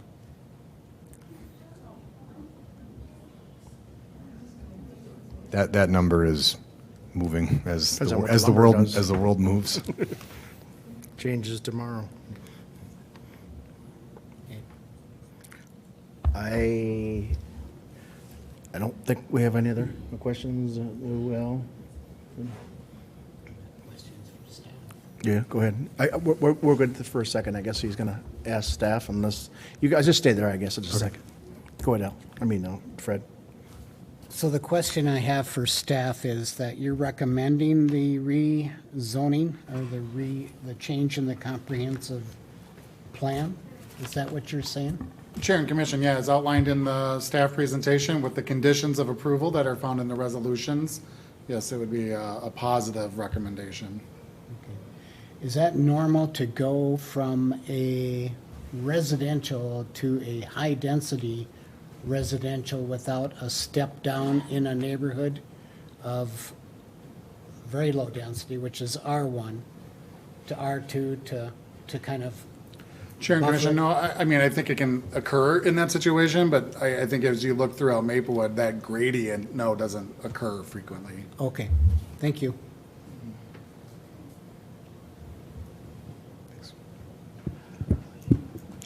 Yeah, because I think the brand new apartments on up there in Frost and English, that the houses right across the trail there are. That's not the density of this. No, but it's still a big apartment building, right? Right.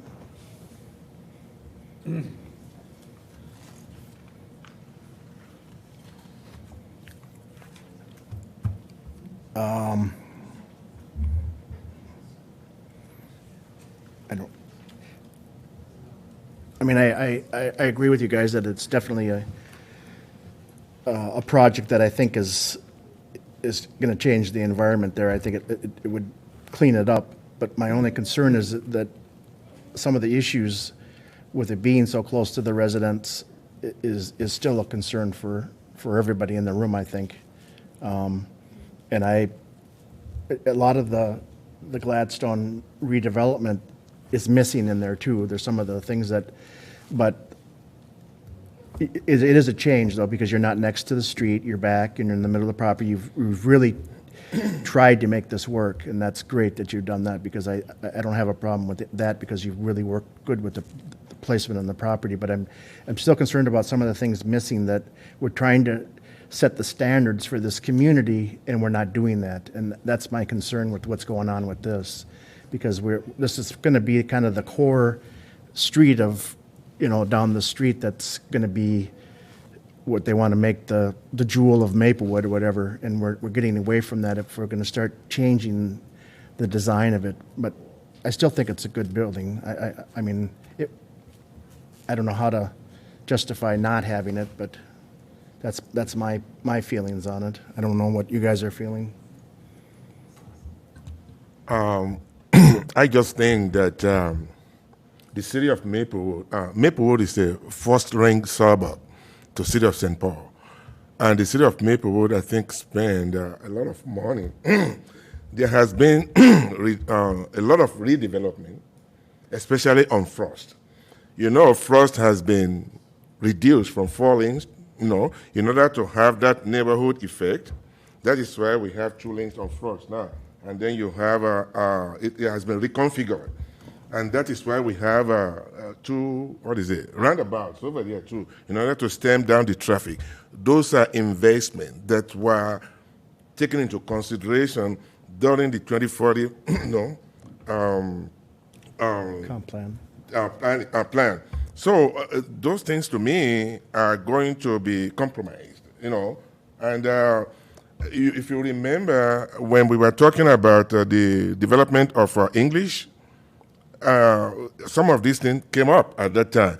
But English was a setback from that is why the latest development was kind of a tough thing to decide at that time. And the city still have some of those nodes over there too for the development.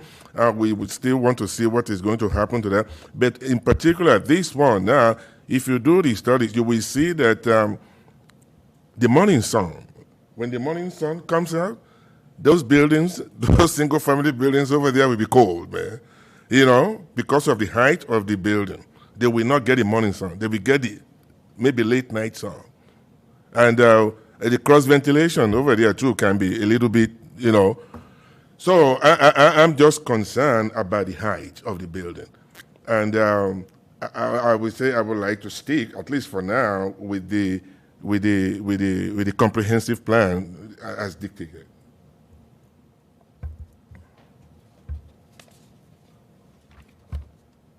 I think I like the guide of, you know, the Gladstone redevelopment plan, the 2040 comprehensive plan of being medium density. And I think that's because it was kind of zoned that way so that the neighbors have some kind of protection too, so that big developments don't just come in and, you know, build a sky rise. You know, it's that protection that we're trying to build in, and I think we have to be honest with ourselves with that. You know, I think us as residents, we have to be honest with ourselves. We want something to go in there. We want something good for the neighborhood. It's got to start somewhere. These first few projects that come up, they're going to hurt a little bit. And so it's that give and take. But we have to know that it's expensive to develop. You know, developers are looking at how much money that they could bring in too at the same time. And if we aren't allowing that to happen, no new development may not happen either. So we just got to be aware of that. If we want lower density, if we want the townhouses, it's going to cost more to build. They're going to be a little higher priced. We have to be realistic about that too. Single-family homes are very expensive to build nowadays. You know, so that's going to be hard to spur with new developers coming in to do that. So. Put the land up for sale and make them single-family home sales. R1 lots. Be consistent with the neighborhood, and everyone will love you for it. I'm not a land developer, so I can't do that. But if we, you know, want to make that kind of development, you know, someone has to take that charge, buy the land, and make that change as well. But right now, it is guided as the medium density residential. So I'm sticking with that. I'm pretty sure that a single home developer would never buy that land because it's not feasible. They'd have to charge $3 million a house. Market will determine what the houses are worth. I would encourage you just put a for sale sign on an empty lot in Maplewood and see what you can get for it. It was for sale by the city, that's why I don't hear. Right. You know. Mr. Martin probably talked about the process and how much interest that they had. City made it available for sale. Right. Did you have anything, Fred? Excuse me, does Maplewood actually own this land, or who owns the land? Who owns it right now? Who purchased it? I mean, who bought it? Michael, could you answer that? Chair and Commission, I'll just remind, the public hearing is closed, but yes, the city owns the vacant land. A private property owner owns the former Maplewood Production Resources, Maplewood Marine Building. So there's two property owners. And yeah, I mentioned that in the staff report that the city purchased this property. It had been bought by someone out of tax forfeiture that was moving in a junkyard. And so they had already started moving junk vehicles onto the site, so it became a code enforcement issue.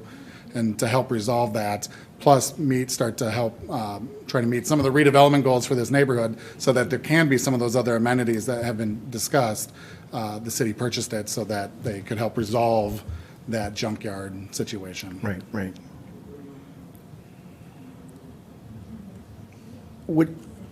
Could you? No, but I can still ask the developer. Could you? I don't know if it's in your realm or not.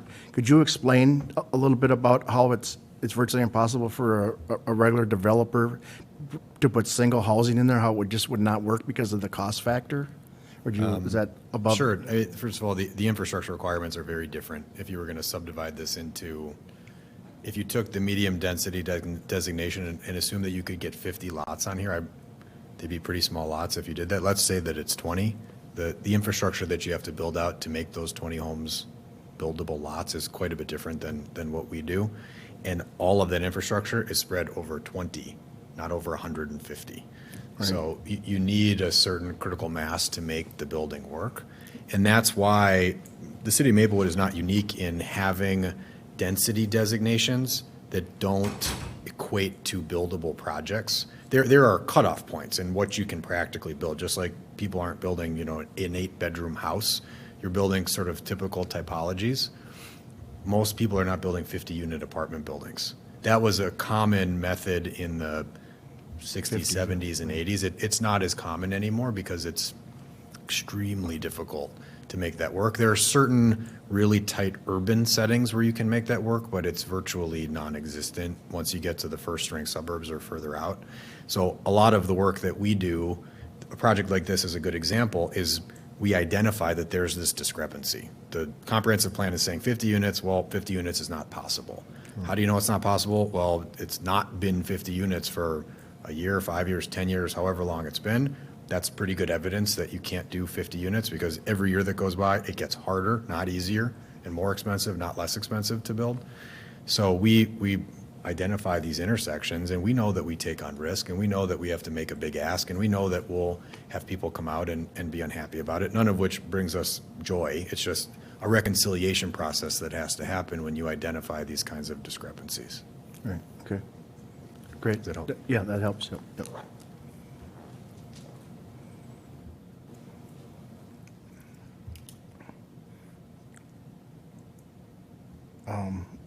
What do you think we should? Call the question. It's time to vote. Okay.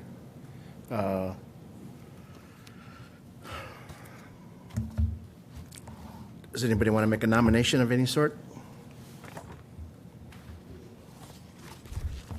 I would like to propose, and I'm not sure that we could do this, but I would hate to be stopping a project that would be beneficial to the neighborhood and to the city of Maplewood. I don't know if we can table this for a month and give the developers a chance to meet with the neighbors and address some of their concerns. It didn't sound like the meeting that they tried to set up actually happened. So I guess that's what my thoughts are, because right now I think the inclination is to deny. I don't think we want to stop all development on this property, but I do think everybody needs to be heard. I think it needs to be maybe, worked through a little bit more, and then we could table it until the next Planning Commission meeting. That's my recommendation, or that's my, I would like to move that we do that. Is that acceptable that we can do that, Mike, or? Chair and Commission, that's a question for the Planning Commission. I just would ask you to focus on Commissioner Dom's request. If that's what the request is, that ask the developer to hold another neighborhood meeting separate from the city, so that that's the developer and the neighborhood meeting. So that's what I'm hearing as what Mr. Dom has put on the table. So you would need a second. And I will second that. Okay. There's been a motion by Fred, second by Lou. Okay. Any yeas or nays or vote? All those in favor? Aye. Aye. Aye. Alan? I just have concern that, first of all, you have to go, be able to approve the conditional use permit, first of all, before you can do all this, you know. Yeah, is the place required, can it go from medium density to higher density? Then, you're talking about the people that, I mean, the neighborhood, the people that are living there now, would they, I don't know how to put it. I'm saying that we table that. We don't even consider it until a month away from now. So what do you think? Yeah, that will work. It's three. Yeah, let's do that. That's four. Four. Right, so the recommendation is to table this, let the developer and the community get together, have a meeting. I'm sorry, my microphone was off, I'm sorry. So we're gonna give them a chance to work it out with the neighborhood, because right now it does not look like it's a good match, although I think it would be. But I think that's up to the community and the developers, so that's our recommendation to the city. Sorry, guys, I think if the other direction would have been to deny it, and it would have been a little tougher, then it would still have to go before the city. I think that this way we can try to hopefully work some of the bumps out. I know it doesn't, I don't know if it's gonna change or not, but at least maybe some of the people will feel a little bit better about what's going on. I don't know that will. Is that gonna be all right with you guys, that we? The city has a new place down at the park down the street where you could meet. The new, I don't know, what is it on the? Wakefield. Wakefield Park Building. Wakefield Park Building. That'd be a good place to. I tried that the first time. Okay, we'll bring donuts this time. So Chair and Commission, I'm guessing and sensing there's some questions. So the developer will need to work on an engagement plan. If I could, we're still meeting here. If we could just give, this is for everyone. They'll have to work on an engagement plan on how to send that notification out with proper details so that everyone's engaged, where maybe that first neighborhood meeting missed the mark. So that's what I'm hearing is tasked by the Planning Yes. Commission over this Yes. next month. Yes. That's also dependent on when facilities are available. Like I know Ari just mentioned that the Wakefield building was booked, so he went to the middle school. So there's got to be rooms available, and so he'll figure that out. And so that, you know, we would be looking, the October Planning Commission meeting is the 18th. That's very tentative because we want to make sure this step gets followed first. And so those are the target dates then we'd be looking for based on the recommendation we heard tonight. Is that feasible to be able to get it done that quick before the 18th? Or do you need? Yeah, I believe so, but again, it's Okay. all these other logistical things that need to occur. Okay. I'd recommend that you send out a survey to everyone in a half-mile radius of the place, because they're gonna be affected by it dearly. If only 9 respondents responded to your initial concern, tells me your sample size is extremely small, given the number of. And Chair and Commission, I'll address that too. State statute's 350 feet, City of Maplewood does 500. I know the two people that mentioned it, I looked at their addresses, they were out of 500. It's a simple science, and so I understand the frustration. I understand more engagement is always better. There has to be a limit. City of Maplewood's increased it to 500 feet based on what other communities do. Mm-hmm. There's always going to be someone that's on the other side. Yes. Sure, okay, yeah. And try not to have outbursts like that. So, okay. So, sorry, guys. Yeah, that's the resolution. Thank you.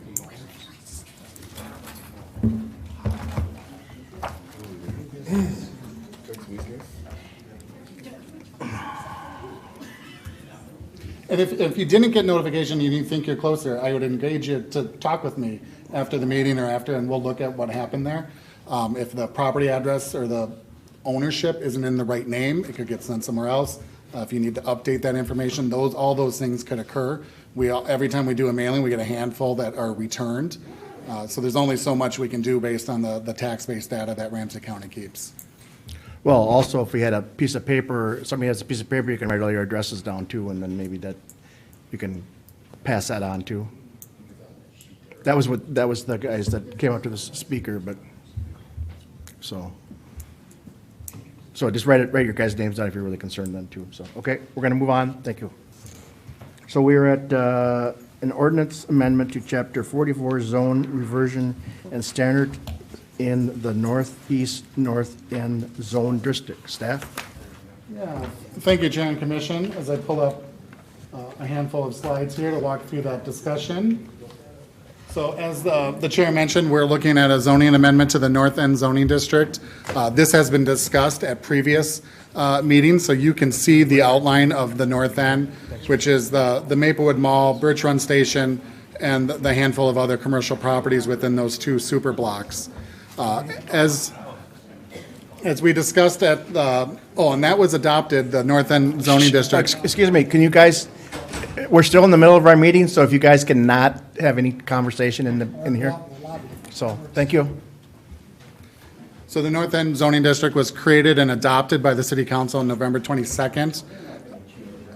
And what that omitted was the personal and professional service uses that should have been included as permitted in this district, but again, were not identified in the district's use table. So the previous zoning district of business commercial had that personal and professional services category, which typically is hair salon, barber, tattoo shop. So it just got omitted when the city revised and created the North End zoning district. So as we've been doing some of the other zoning work that we'll be talking about here in a few minutes, that was one of the areas that we identified as it was not included. So these type of retail service establishments have been historically, again, permitted in this area, inadvertently left out. Staff is proposing to add this use back as a permitted use in the Northeast District. The draft ordinance is before you for consideration. The public hearing notice was published for this 10 days prior in the St. Paul Pioneer Press. We did not receive any public comments on this proposed amendment. Tonight, you're looking at the proposed amendment to the ordinance for your review and recommendation. That will move forward to the City Council for their review and final consideration on October 10th. So with that, staff is recommending approval of the draft ordinance and can stand for any questions. I did have a couple here. Now, it said direct to consumer sales up to 4 months. Now, is that like somebody that have something out at Home Depot and stuff? Well, Chair and Commission, before we get too far in that, I think that question's for the next item. Oh, This okay. is just about adding personal services into the North End zoning district. Okay, and that was The just... larger land use table discussion is coming up once we're done with this. Okay, sorry to jump ahead. That's how I always am. Yeah. So that, it doesn't need to have any description other than just personal services. Yeah, Chair and Commission, if you look at the draft ordinance, we are just at this time adding in the words, the personal service, because none of those land use categories have definitions. It does relate to the work that you're going to do later tonight and this fall, where Okay. we are expanding the definitions. But yeah, we're just looking to add the words personal and professional services. Okay. So I don't think there should be any questions if that's pretty basic then. I'll make a motion. Second by Alan. All those in favor? Aye. All right. Hearing all ayes, passed. Great. And So then we are at new business reviewing of draft changes to the district and uses. so, thank you, Chair and Commission. Rita Trapp from Hoisington Kegler, the city's planning consultant, is present. I saw her in the lobby before, and obviously... There she is. Yeah, here we go. So she'll be welcomed into the chambers here, and she will present the item as soon as she's ready. We've been I waiting told for you you that for 10 second minutes. hearing was going to be quick. I know, I went to the Oh. bathroom. Now, do you need to go? I'm impressed. Ready to go. You're ready to go. All right. You, just put that, I'm not gonna need it. How you guys doing tonight? Oh, we just love it. So much fun in it. You keep coming back, though. Like to be punished. Mike, can I ask you a question before we get into that? It says that the R1, is there a designated per square footage on those? Because then it talks about the R1S.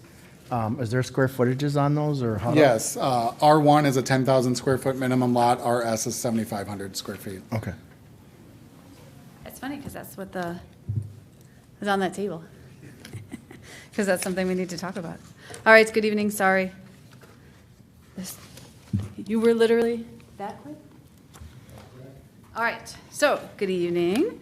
Happy to see you again. We're just checking in on the evolution of what we discussed last month. So we took the input that you provided and worked through trying to figure out how it would be incorporated into the code ordinance. This would all be part of Chapter 44. So I'm on page 52 of your packet. And I'm going to mostly use the packet materials because I think it works just as well as putting a presentation together. So if you go to page 52, what we discovered as we looked through that article is that we are recommending that a new division be added at the beginning, which is where the use table would live. Then we are modifying the individual districts, and as part of our moving things around, we discovered that a number of your districts don't actually have purpose statements, and that's something that's particularly helpful in helping people understand what the purpose of the different districts are. So we will walk through tonight what we had recommended for purpose statements. We included the existing ones and any proposed ones. Then we took out all of the references to uses, and we put all of the use-specific standards in one location. So the things that I provided in your packet are this overview memo, which we'll walk through, and you can let me know concerns and questions. We included a use table, which we can also walk through at the end. The definitions were the same general definitions you had in the use table. It's just they do belong in the definitions chapter of the city code, so we've incorporated those in, made those changes, and then we use the use-specific standards. Chair, do you have a question? You almost look like you have a question. No, I'm just trying to process that. Yeah, so we're going to go in order. So the first thing we wanted to talk about was the use table. As I said, the proposal is to put the use table at the beginning of Article 2 of Chapter 44. I didn't give you the 50-page article that results from all of this effort because that seemed overwhelming when 40 pages of it is content that already exists and you're not going to change. So I tried to put just the pieces in that we need to review now. When you actually have a public hearing, you'll have the entire section, but it should mirror discussion this evening with any changes. So at the bottom of page 52 of your packet, you can see that we have included what the language would look like. One piece of the language that we wanted to comment on, this currently is not in your code, but we wanted to add clarification about what happens if a use is not in the use table, what happens. So some version of this language would be helpful. The idea that if it's found to be consistent, the proposed use would be treated the same as the listed use, and then if it's not consistent, the council, the planning commission, the property owner may request an amendment to the chapter. So when you create a use table in particular, generally we require it for everybody, but if you have a use table, it's helpful to know what happens if the use isn't in there or there's some confusion about it. Generally what happens in most communities is the community development director or some staff member who's assigned makes the first determination. That determination can always be appealed. So if they determine something and the applicant doesn't agree, it could always be appealed to the planning commission and the council. If the use doesn't seem like it fits and we need to have more discussion, then that's something that would be brought forward to the planning commission and the council. Hopefully, we've kind of used big enough groupings that most uses are accommodated someplace in the table, but things continue to evolve and change, and so there are always things that pop up from time to time where we need to make that determination. Does that make sense as additional language to help clarify the process of what happens if a use is not in the table or there's some confusion about it? So it basically, you said it states that that initially it'll go to the staff, and then if it's greater detail or more frequency, then it'll go before the commission. So yes, if it's something pretty straightforward, staff will take care of it. If not, it'll go in front of council and planning commission. And if it is not the commission, you go to the city council? Well, generally, the city council is the body that has to make the amendment, so it will go in front of you for a recommendation and the council for the final determination. Yeah, that's what I'm saying. Yes. Okay. So then the following page talks about how we would describe the different codes or the labeling that we would use in the table. So P means something is permitted, a PS means something is permitted with standards, and then a CUP means a CUP is required, and then we have anything that's blank is prohibited. So again, that cleans up what we talked about last time, where you have a separate list of prohibited uses that then becomes confusing. So this is the idea that we only have those 4 terms in the use table, and that's kind of what they describe. When we get to the use, we can get to the use table section. We can talk about that a little bit.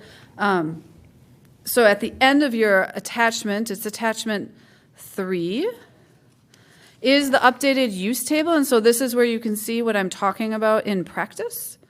If you look at the table, you can see the P, the PSs, and the CUPs.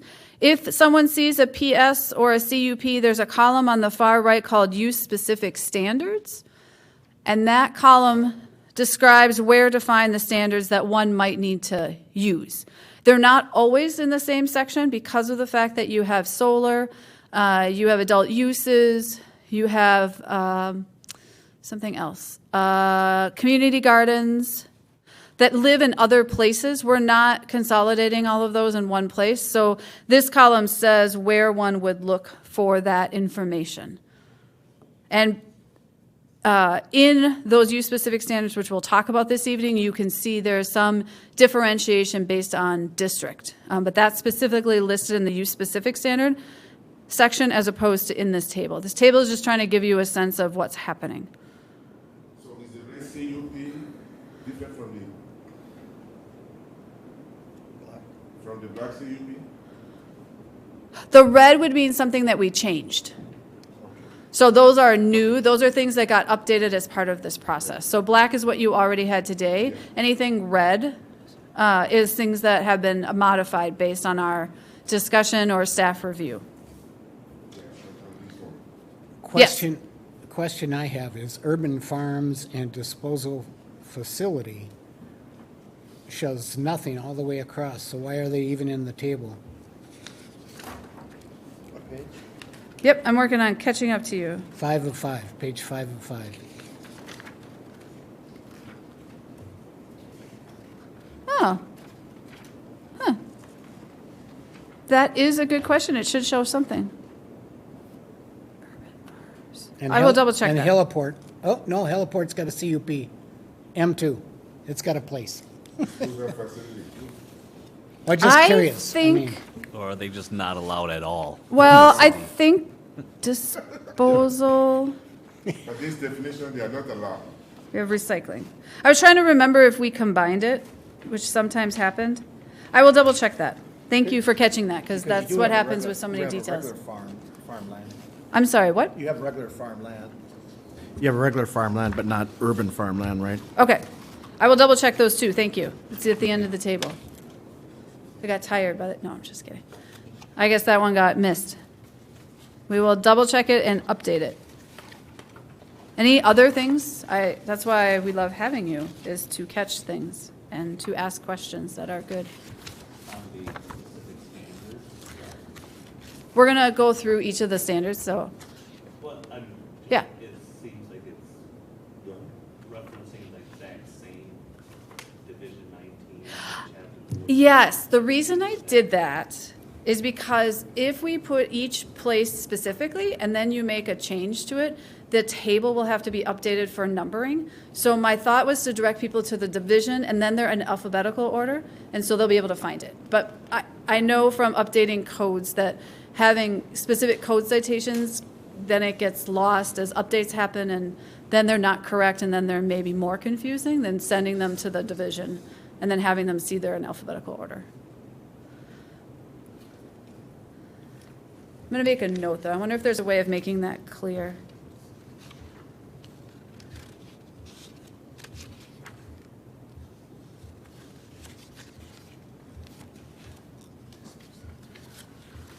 All right, if there's no other questions, and do you want to walk through anything in the use table?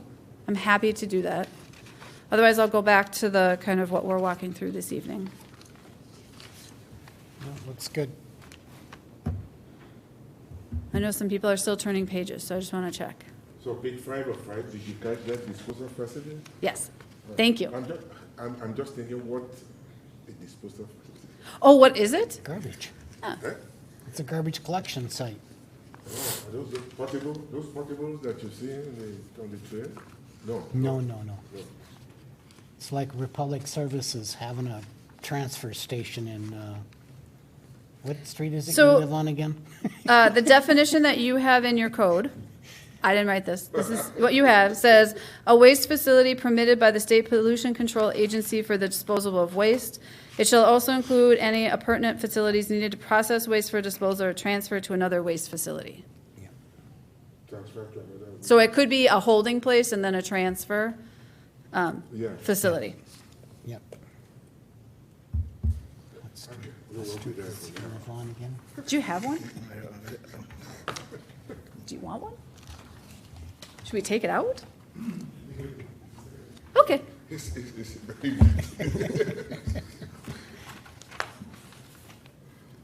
I'm going to just take that out. Seems like the kind of thing that if you do eventually have someone who asks, maybe the process of, People will ask questions. maybe you want to have them have more discussion about whether you want to have them. Sounds good. A large-scale gardening in an urban environment for training or production. So I assume that's covered in the farm districts? Okay. We'll look at that. Anything else on the use table? Mm-mm. All right, so I'm just going to go in order of the packet because it makes my life easier. Huh. So I'm back on page 53, sorry. 53. The definitions in the middle of the packet are all of the definitions. I did highlight 4 definitions where we made changes from what you saw last time. So if there's questions about those, or I'm happy to go over any other definitions if you flag them. When you see this ordinance, it will be in this kind of track changes format because we do want to do the definitions probably as a track changes versus Article 2 we're going to do as a total repeal and replace. And staff and I will talk about if that's correct or not, but it may come back as a change. Whatever the clerk wants, that's the message when you do code updates. So we'll figure out what they would like. Any questions and definitions or concerns or things that you think are missing? All right. I'm going to move on to purpose and intent statements, so that's page 54. As I mentioned before, when we move the uses out of the individual districts, we discovered that some districts don't have anything in them except for nothing. A couple of districts. That was what they had. So that highlighted the fact that there are no purpose and intent statements, and I think when I talked with staff, that was highlighted also in a different manner for them, and so this is something that is good timing to have a discussion.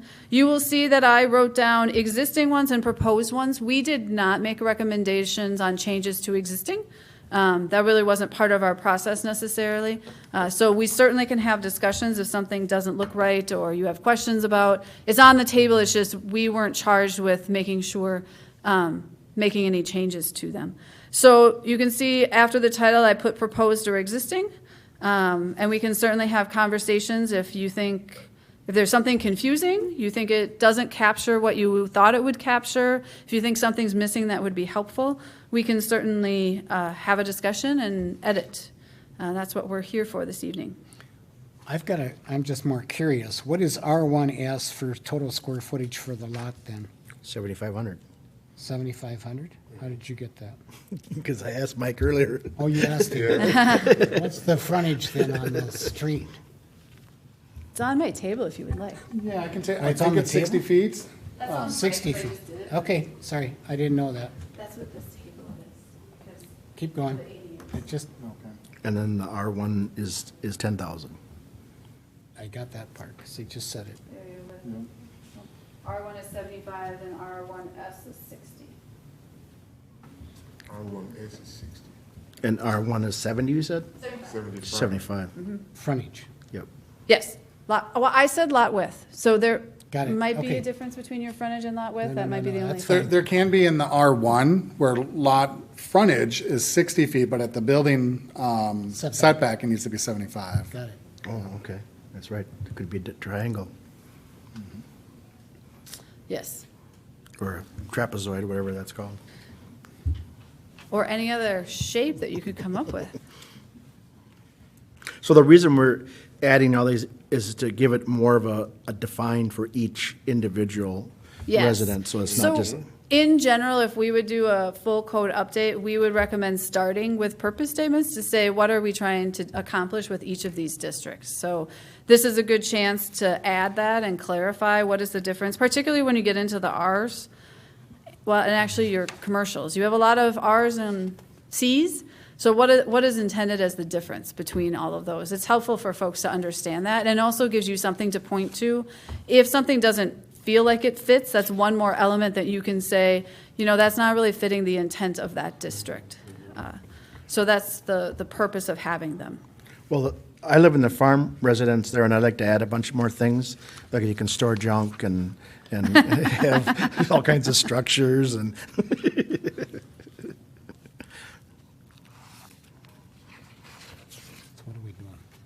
We're just Any going- specific concerns, questions about the descriptions, or if you feel like something doesn't make sense to you based on the work that you do in reviewing plans and, How far are we going forward? Because I was looking at the living work units. you can go, right now we're going through Just page 58, just the statements, Okay.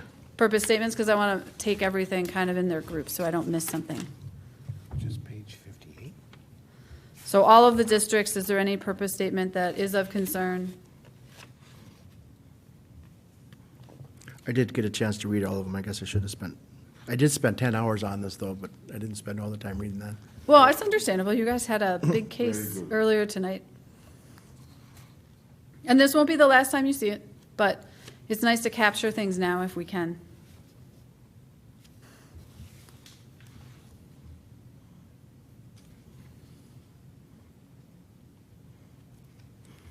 How come we didn't set up a Gladstone district then too, so that we have more control over that? I believe your Gladstone area is part of the mixed-use district? But with the north end, we have more Specific something, yeah. on the codes and that we can have.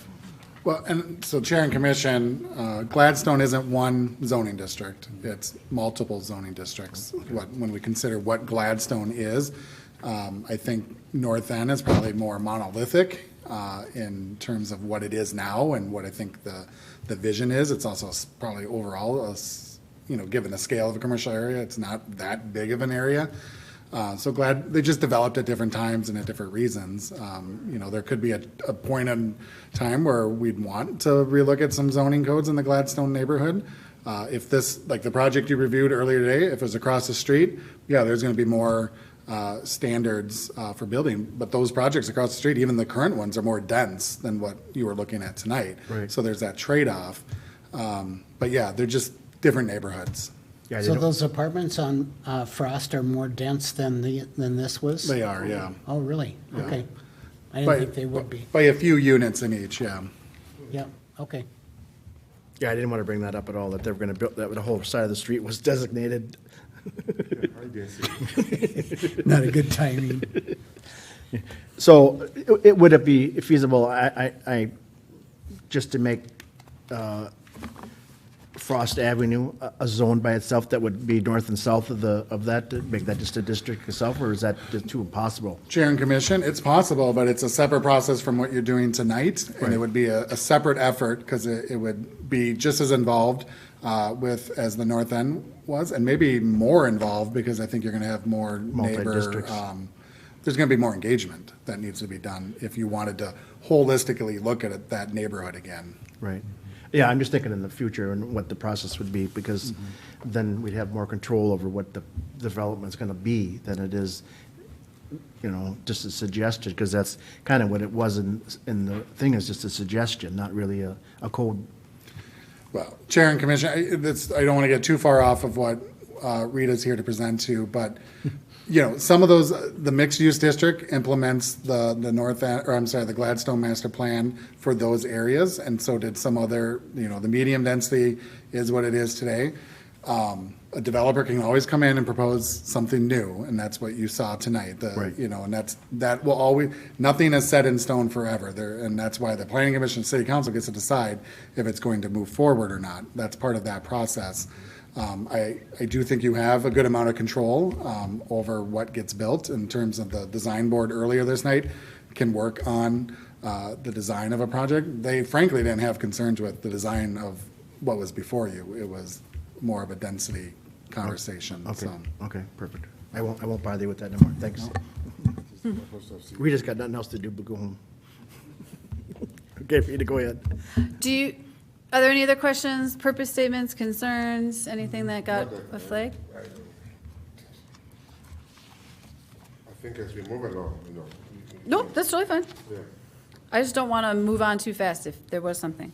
So then we're into the use-specific standards section, and that's probably where some conversation. I didn't do as clear of a job here, clarifying for you what's new and what's existing. Most of this is existing, taken from a number of places in Chapter 44 that were related to uses. Sometimes I reworded things slightly just so it made sense within this context, but the intent of all of these standards, other than the few that I had talked about before, are all things that you have existing. However, my theory was once you saw it in front of you and you took a look at it, it was quite possible that something might get flagged because you haven't seen these or realized that they're embedded because they're embedded with the uses. So having them all in one place kind of elevates them a little bit more, so it's easier to understand what you have regulations about and what you don't. So on this section, we can have conversations. I don't know if we'll figure everything out, but I guess this is a good time to flag if there are concerns and see if they are easy concerns for us to address, or are they things that require more discussion that kind of are outside the scope of what we're working on. And we won't know that until I kind of understand what your concerns might be. So the way we have it structured, the principal uses will all be in one section, and then as you can see, they're alphabetized. Then all the accessory uses are together, and they'll be alphabetized. So we're starting on page 59. Anything's on the table to talk about that you might have. So if there's stuff that you flagged or had more questions about, I think, Chair, you mentioned live-work units potentially, maybe. I think I understood that. I'm on 7, yeah. Yep. So wherever you would like to start, I can answer questions or we can make notes. Well, you're talking about now in number 7, the live-work units, and it says that it must be on the first floor or basement of the building with an entrance facing the primary abutting road. Now, we just approved, I don't know, a month or two ago, with a hairdresser on the second floor. That's not what this is it? It's working in your home, right? Isn't that what this is? Is it a home occupation you approved or an actual live-work unit? Because those are actually two separate elements. So is it someone asked to do something in their home? Yes. That is what we would define as a home occupation. A live-work is a building that's specifically designed where people can have one unit and they're living and working in the same unit. So typically people think about it as like artist lofts or maker spaces where you're living there and you're an artist and you have a little part that's a living area and a part that's your workspace, and they're all kind of together. Within the same square footage, right? Yeah, in the same structure, in the same unit, so you don't. So what the hairdresser probably was a single-family home, I would assume. Yep. That we consider home occupation. Live work are usually row houses and above, so multifamily structures or row houses of that kind of density. Okay. So that's what this is referring to. And so when we do those are usually in more commercial districts, Okay. which is why we want to make sure that the workspace is on the primary entrance and it's not the residential that's facing the street, because you're trying to activate a commercial area. And so if you have the residential there, how do people get to it, and you're kind of losing the benefit of the live-work part. I don't know if you have any in town? Okay, I didn't think so, but I know that's something we've talked about at a few different places. Some of them are being converted now, especially for those who are working at home now due to the result of COVID. Yeah, for single-family homes, we either call it a home occupation, or some communities I've worked in, we have exceptions. If you have like professional offices, like I do, I work out of my house 4 out of the 5 days. That's just an exception that's allowed, and it's not really talked about. This is more talking about a person that has, as I said, an artist space, or they could even be like a realtor or an accountant where you have an office and your unit, but you're literally, it's one unit. It's just that one door leads to your office part. The rest of it you can get to, and maybe you have a secondary door that you can get out residentially. It's really meant for the kind of a commercial environment, not a residential environment. So one unit. One unit, and everything's in there. If I have my garage attached to the house, Yes, and I'm working out of my garage, yes. That's a home occupancy. It's still considered a home occupation. So in number D, it says that the parking located to the rear of the unit, Yes. I guess it'd have to be, I mean, most parking is usually in the front, so I didn't understand why the parking's to the rear of the unit. Yeah, so again, live-work units are, and maybe next time I can bring a photo, but they are a very intentionally designed kind of a unit. They are designed for a commercial corridor, street of some sort generally, not a residential one. So what you're trying to do is have like the door, like you would have a retail store in the front, and then have the parking behind. So it's more of that mixed-use downtown kind of feeling, not a suburban commercial feeling that you're going for. So that's why the rear parking is important, because you're trying to get most of the entrance to be in the front, and then you still need residential parking for them, so they would be in the back. Okay. It just seems like it's an over pushing of that. They could park wherever they wanted. To me, it seems like, why force them to park in the back? You know, I guess it just. Typically what they We're trying to prevent the garage in front, so we're trying to prevent it look like a retail. Okay. It's supposed to look like a commercial space, not a residential home. Okay, that makes sense. That's the reason for it. And maybe there's more than you need here, but these Well, are similar if standards that there's we've seen other places. Not availability, you know, at the back, you know, maybe you got stuff back there. Okay. Other questions on different pages?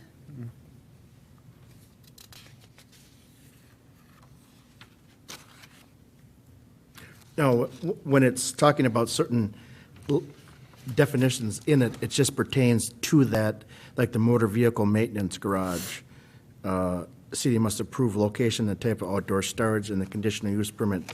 That's specific to the motor vehicle, not another usage in there, right? Correct. The only exception, you happen to pick one where the way that your standards were originally written is that motor vehicle maintenance garage, motor vehicle major motor fuel station, and motor fuel minor were all kind of combined and mishmashed together. So you have the maintenance garage, and then if I needed to, I reference back to it as additional standards. But these standards are only for that use. Okay. Now, why do they have to only park on paved areas? For maintenance garages? You know, That's just, my assumption, I didn't write it, was that's just a general practice that you want to have everything on paved surfaces, because even if you would park vehicles on grassy or on gravel, it still becomes impervious surface. So you're not saving anything, and you end up with dust and potential for spills and things that would seep into the ground. So by putting it on a paved surface, you're better protecting the environment. because our code doesn't even require that for a driveway. Chair and Commission, for a residential driveway. Right. Any commercial space has to be paved. Okay. I'm catching on. Think about all the things you're learning. Steal a lot, that's right. And what?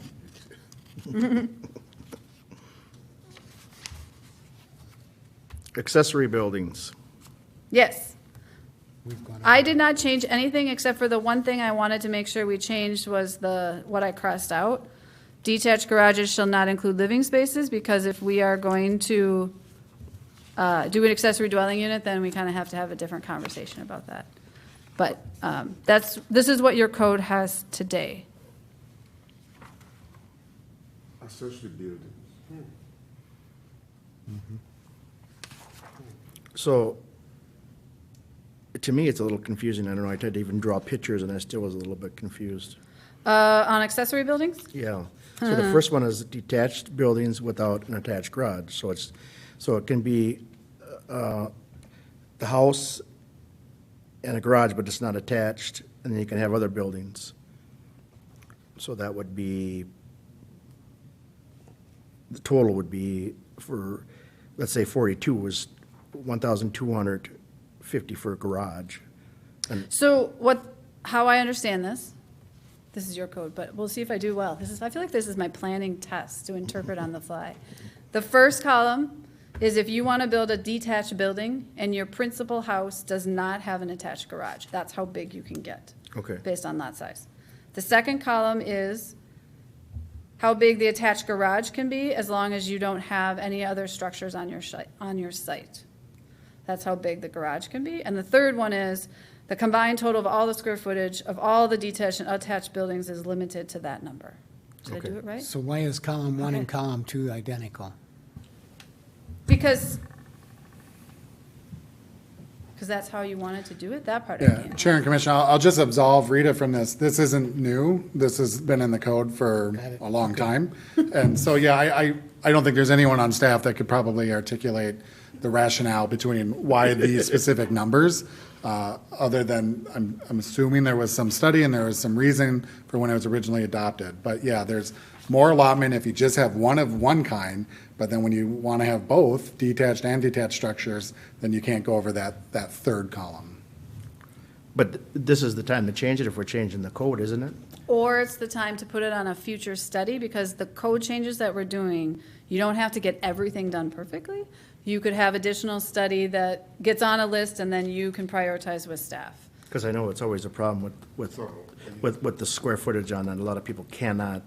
Right, build. and that's why that one I would recommend we don't, unless staff thinks differently. Generally, I would think, let's make these fixes, and then that's on a study, that's a future topic that we prioritize and say, yeah, this is a very common topic that we do tackle, but in and of itself, it's going to take some analysis to figure exactly what you said out and to come to an agreement on the numbers.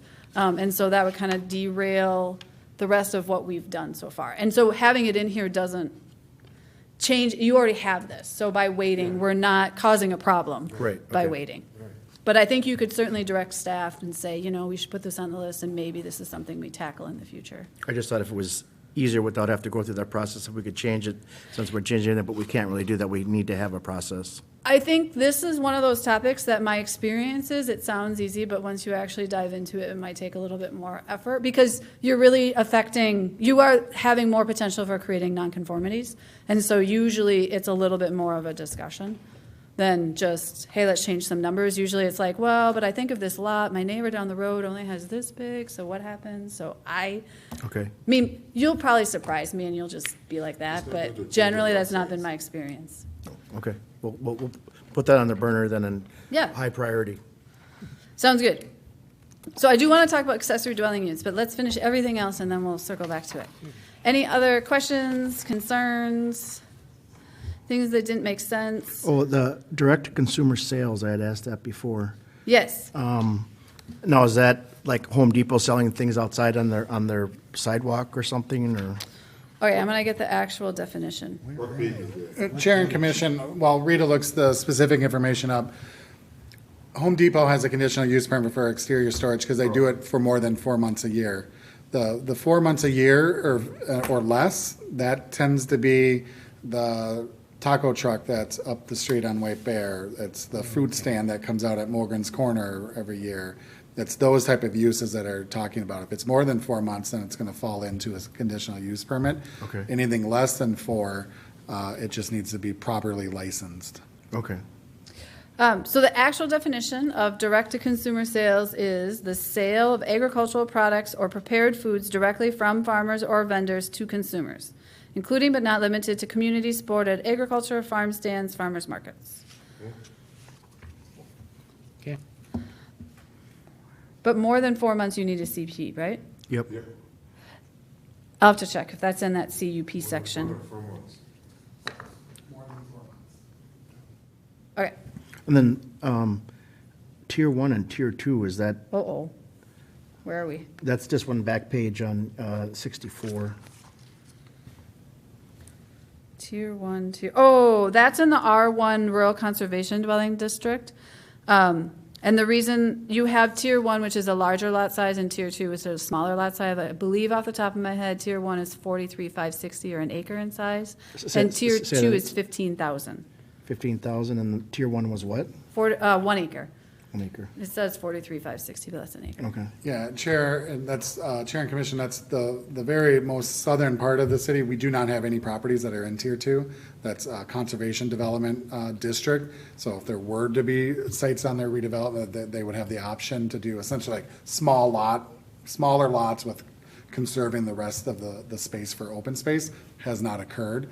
But yeah, that's why that follows a similar accessory dwelling separation as the R1 district. I think they did that out in Lake Elmo, where they have like a housing thing, then they have a big parking that's designated for part of their thing. Sure. Yep. Okay. So it means that if you're going to have those small houses that are coming up, people build small houses like almost a mobile house now, Well, very, very small. Chair and Commission, still the minimum lot size here is bigger than the R1 district. Yeah. So that's not what is occurring. It's smaller lots for that part of the city. Again, this has all been codified. This isn't new to this discussion. This is just rearranging portions of the existing code. Any other of the, otherwise I'm going to go back to accessory dwelling units. So the Yeah. landscaping business or similar use is determined by the same general characters as landscaping. How come there's not a definition of what other businesses are encompassed in that? No, and this is exactly what your code says today, or any other similar use that is determined to be the same general character as a landscape business. So this could be your time to strike that language unless staff really loves it. But that's what it says today.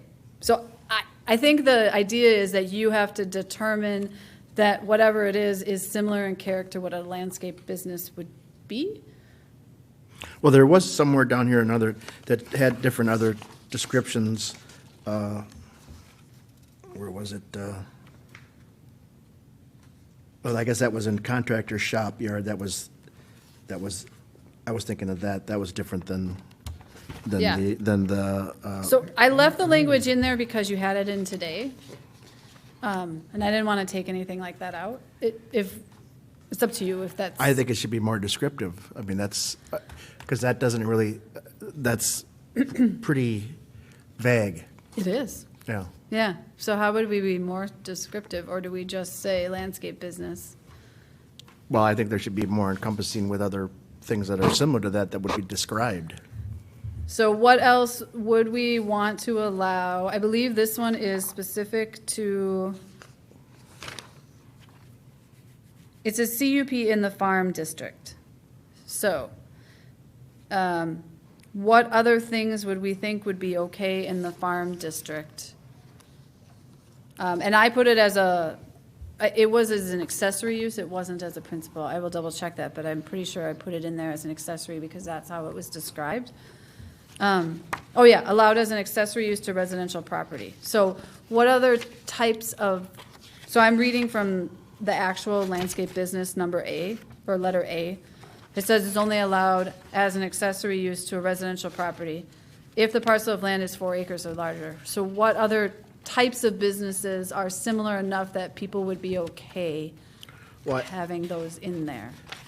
Where I was trying to look for that other thing. Oh, here, the contractor shop yard, which gives a list of certain things that are. What page? This is page 2 of 14, or page 68. And it's in red there, establishment as associate yard use and repair, maintenance, storage of contractors' vehicles, equipment, materials. It may also include the contractor's business, office contractors include but are not limited to plumbing, heating, air conditioning, painting, roofing, carpet, blacksmiths, soldering, welding, electric, and ventilation, and then concrete and masonry. So I don't know if those are considered same as landscaping, or those are way much more involved in business. You see concrete and masonry? I don't even I added see- that. You added that, I think. You added what? Concrete masonry. Concrete masonry or concrete comma masonry? Because he has concrete business. Is it concrete comma masonry or Yes, concrete masonry? comma, yeah. Okay. I was just making sure that I got that. I don't know if that's good to add that or not, because maybe that'll put that on that list then.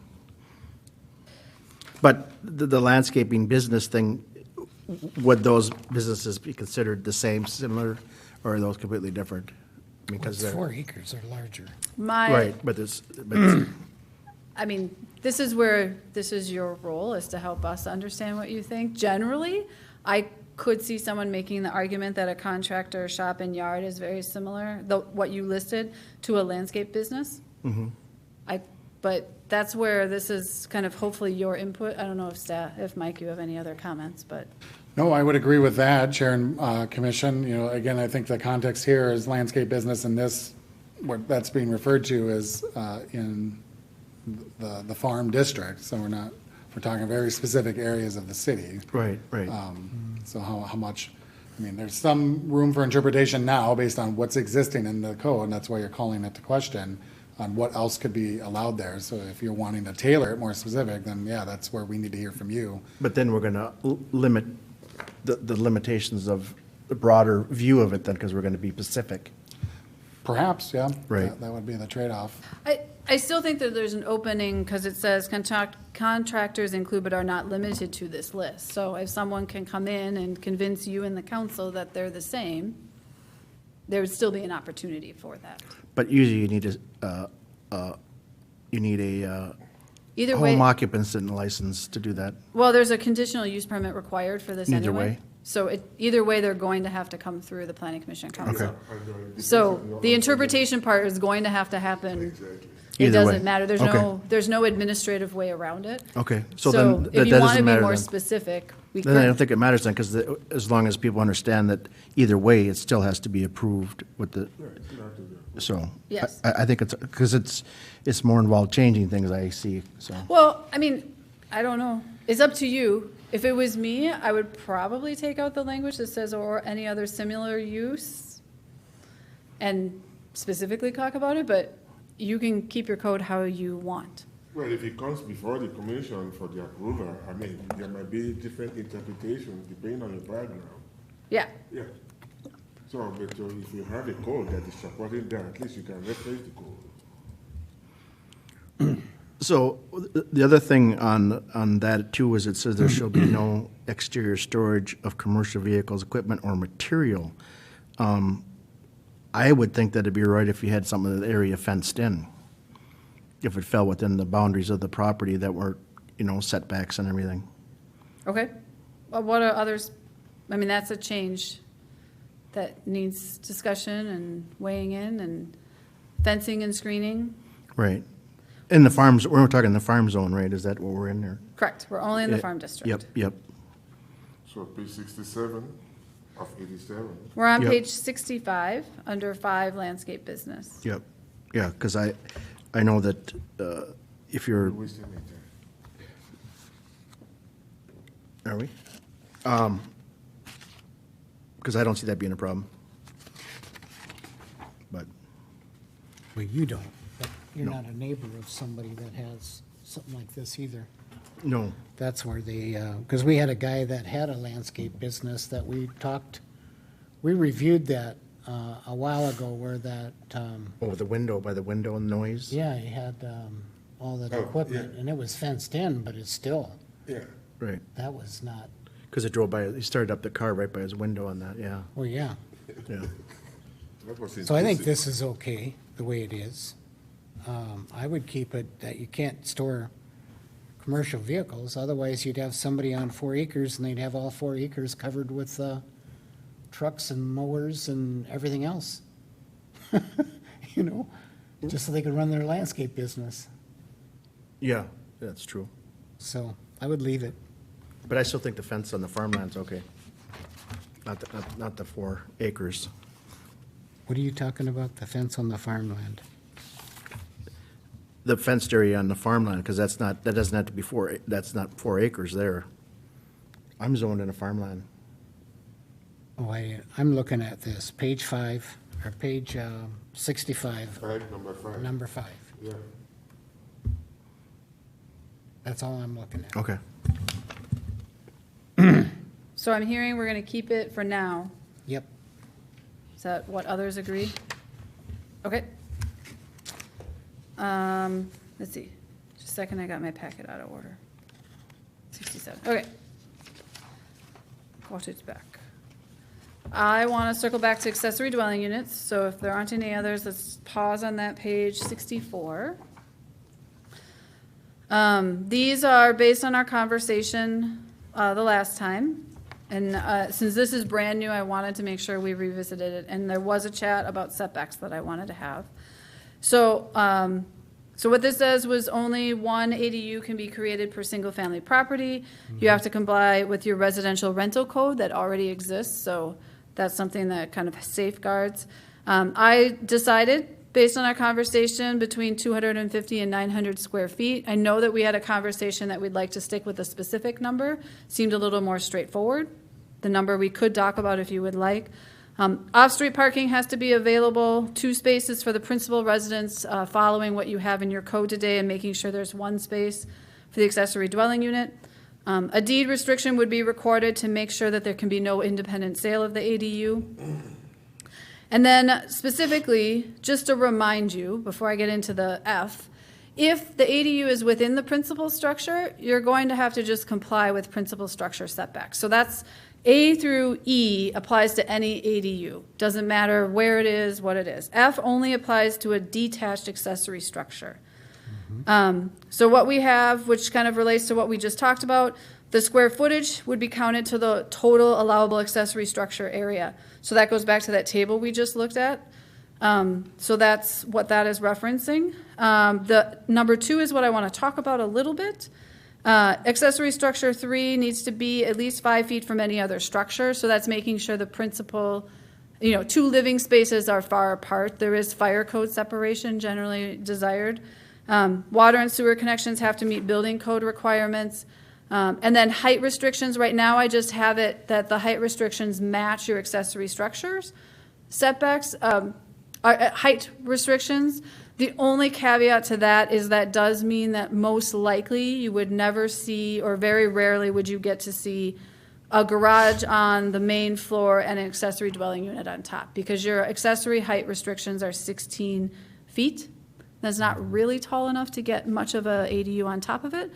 But some communities have started here just to kind of see and then made tweaks as we move along instead of trying to figure out the height parts, because there is a lot of sensitivity to having accessory structures, any accessory structure, be taller than the principal structure. So if you have ranches and you have smaller houses from the 1940s and 50s, those are not necessarily very tall, and so we have this kind of conflict that happens. And so for right now, I just said we'd start there. But happy to have more discussion, and I know I have worked in other communities where we've gone with some relief, but it didn't sound last time like we were headed that direction right now, at least. I did want to talk about setbacks. Now, you said that the height had to be the same. It can be less than the height, right? Yes. Okay. It just can't be more. Okay. And accessory structures are limited to 16 feet. So that's where you would be limited. Can we switch to that table? Oh, can I have the table? Which is on Mike's computer. Sam, you back there? Awesome. He fell asleep. Oh, boy. We might need to zoom in a little bit. So I did a table. We can look at the graphic in a minute. That's just kind of where I'm aiming for graphically. I did a table to try and understand how setbacks would work, because there's kind of 3 approaches. One approach is that detached ADUs would meet your principal structure setbacks. A second approach is detached ADUs would meet your accessory structure setback. The third approach, which is where most of the communities I've worked with, is someplace in between those two, because there's a discomfort with going all the way to accessory structure setbacks, because then we might end up with things too close to neighbors, people living too close to neighbors when they don't expect it. Principal structure setbacks sometimes are a little bit too onerous, and so now we're preventing ADUs, and so usually we end up someplace in the middle. Generally, you want ADUs behind the principal structure. You know, you're not looking for a head. So I'm not thinking we would do anything different with the front setbacks. When you look at the side setbacks, hopefully you can understand my columns. F is the side setbacks. P means principal, 5 for accessory. So the way that your code is written right now, in the R1, R1S, and R2, how I've interpreted it is generally it's 10 feet for principal, 5 feet for an accessory structure. This is where I kind of assuming you're going to want to keep those the same, because 5 feet, people usually kind of get squeamish about people living 5 feet from your neighbor when they didn't expect it, because this is usually being inserted in. We can certainly go more. My experience in most communities is that's a little much. Where I think we might want to look for a little bit of relief is the rear setback. Currently, your rear setback for all the districts is 20% of lot depth. So I've just done an estimate for you. I took your lot area requirements divided by lot width to estimate a depth. Now you have a frontage requirement that's slightly different, so this is just to give us a talking point. Column G says if we require 20% of lot depth for ADUs, just like we do the principal structures, it's a long way. And so the question I have is, could we allow ADUs to scooch a little closer? What I wondered about saying is something to the effect of a minimum of so many feet, or the greater of 10 feet or 10% of the lot depth. There's some wording, like is there a minimum number you wouldn't want to get closer to? And then we could still use percentage of lot depth, but maybe we don't use 20%? Because that really restricts. What are other jurisdictions doing? What are other jurisdictions doing? Generally, my experience is one of those three options. I have cities that have stuck with principle. The challenge of sticking with principle is that you're really reducing the feasibility of it, because you're even reducing more the area that's available on a lot for an accessory dwelling unit. In more communities where they're trying to support them a little bit more, we're generally doing something in between accessory and principal, which is why I was kind of guiding you to this discussion of, can we allow them a little bit closer to the rear, and what is that number that feels too close? If your neighbor would put accessory dwelling unit in their backyard, what's that number? Because we can again do, you have to be the greater of and have a minimum. You have to be at least 15 feet or 10%, because one thing you have is your lot, I assume based on this measurement, your lot depths are probably all over the place, correct? And so I like the percentage, because then you're a little bit more consistent as you have different neighborhoods that are built at the same time.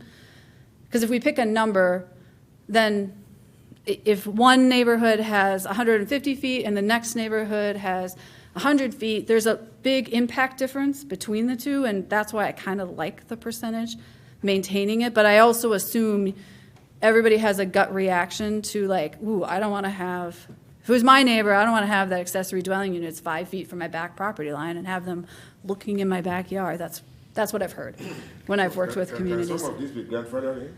What? Can some of these be grandfathered in? No, well, I assume you might have some. If you have some already, they probably would be grandfathered in. I don't think that's something you know a lot about. Technically, if they're rented, they should be part of the residential rental. So in theory, we would know about it, but sometimes they get constructed and we don't. That's why I was asking. Yeah. So if you let's say you were to have a standard set that it had to be 20 feet from the back and your lot was 400 feet, and then the next guy was going to be 20 feet from the rear and he's only 200 feet. So you want to have that percentages so that it's consistently kind of right. in the middle or And something. I'm less concerned about the ones that have 400 deep lots, I'll be honest. I'm a little more concerned by the smaller neighborhoods that have 100 feet or something like that. I mean, yours is a very good example. I'm a little less concerned about that, because probably if you have 400 feet and I have 400 feet, my house is probably set back still a ways. Yeah. Whereas when we're talking small lot depths, if you have 100 foot and 100 foot, we're probably both sitting near the rear setback line, or You know, so it's more impactful the smaller the lots go. Okay. But it's still, the premise is the same. So when you go in with the smaller lot, then the percentage is going to bring that place, give you more latitude to get closer to the property line? Yeah, it's gonna help us, but I don't wanna get too close. So I'm trying to figure out from you what's too close. Like, I would if- say 20 foot or 20%. would From be the a good- sides? From the back lot line. Oh, what about the sides? The sides, just go with whatever the guidance is on the sides for the usually 10, existing isn't it? structure. Primary is 10, I think, isn't it typically in Maplewood? Well, there's two. There's one garage side and probably one for. I'm house. sorry, can you repeat your question? I was stuck on his 20 feet and I was I looking didn't at it. have a question, so- did I? Was making a comment? I don't Oh. know. We're talking about Yeah, this- the front. He's going to the side. I think the sides. side one we should leave the same. It's not that big. I mean, it is big in the bigger districts. I don't know if you have a different opinion because I didn't ask you. Okay. So I think the bigger districts I'm not as concerned about. There's more space to work with. It's when we get to the smaller districts that the more setbacks you have, the less opportunity people have of making it work. So I'm trying to figure out what is the flexible, how flexible can we be so that we can accommodate people's needs. And that should be by a percentage, not a number then. I think you can set a percentage and then we can do a minimum number. Like, don't make sure we're not closer than a certain number. And I heard Commissioner Adam say 20 feet is his comfort level. 20 feet or 20. From the rear. 20%. Yes. The minimum. And of those. we've done all the way to, we've done much less, but that's what I was trying to figure out from you. What is the comfort? Other So what people. is the standard? I mean, because I have problem, if the lot sizes are the same, okay, and you have a minimum standard of 20%, it means everything we have to line up. No, minimum, you could go max. You can, no, talking about 20%, okay? It means every building we have to line up, right? Okay, from the design point, it means you're going to be looking at my bedroom, I'm going to be looking at your bedroom. But I mean, that happens in So you some have to be neighborhoods, flexible. but I assume in many neighborhoods, people aren't exactly lined up. Well, They're similar. it There's some that Well, are. the fronts usually are within Right. feet. But people have different depths of their houses and there's different Exactly. things. So it defeats the standard. I mean, it has to be flexible. Right. Because if I'm going to design a building on the standard lot and everything is like in PUD, you know. Right. I'm not going to line everything up like, Right. like a mailbox, you know what I'm saying? Yeah, So, but this is trying to allow, the reason I want to go with a percentage is because the lot depths are not all consistent. If maybe in one neighborhood, you have a bunch of them that are the same, and then there's an old house that's been there forever and they have more depth. So it kind of gets things out of whack anyway. I do want to have a minimum so that we make sure nothing gets closer than a certain amount, so that there is at least, So 20. I know you like 20 feet, but I haven't heard I was just. Yeah, I know. So 20 feet or 20% would equal about the same for most lots. 20% is what you have today for principal structures. So you're not, if you do that, we're really restricting where ADUs can even go, and we're making it even harder for them to happen. They're not easy to do anyway. So it depends Okay, on so- whether we're trying to promote them or On a- not, on and a- whatever you are is fine. On a 100-foot depth lot, it would be 20 foot off the back property line. Correct. If it was 20%. So Correct. then what if it's 400? Then it could be 20 foot or 20% is what I'm saying. Is it not the same It'd be minimum of 20 No, foot. because the width is always going to change the percentage. The depths are longer- different from longer lot to lot. I don't think 20 feet is going to limit it much. I don't know. I don't know, the smaller lots, I think 10 probably, Yeah. 10. I don't know. That's what they typically are, and most develops to the sides. Well, and Chair and Commissioner, if you look at the chart, if you had a minimum of 10 feet or the 10%, which you can see in R1, R2, would typically be more than 10, so you'd say the greater of those two standards, then you're going to at least get 10, but in most cases, or it seems like many cases, you're going to get a few more feet than 10. Yep. That's why I was trying to figure out what is your number, because then I can back in percentages and things. Is it 15 feet? I would say 15 foot then is a compromise off Okay. the back property line. Okay. Okay, and then I will work how you did it, Commissioner Dom, is kind of how I was kind of taking it, is looking at different depths and kind of figuring out what that, but that's how I was kind of thinking about it. It might be 10% or 15 feet, the minimum. Can't we do a percent and 15? Yeah, I'll word it in such a way that, my biggest thing is I want to make sure we're no closer than 15%, 15 feet, no matter what.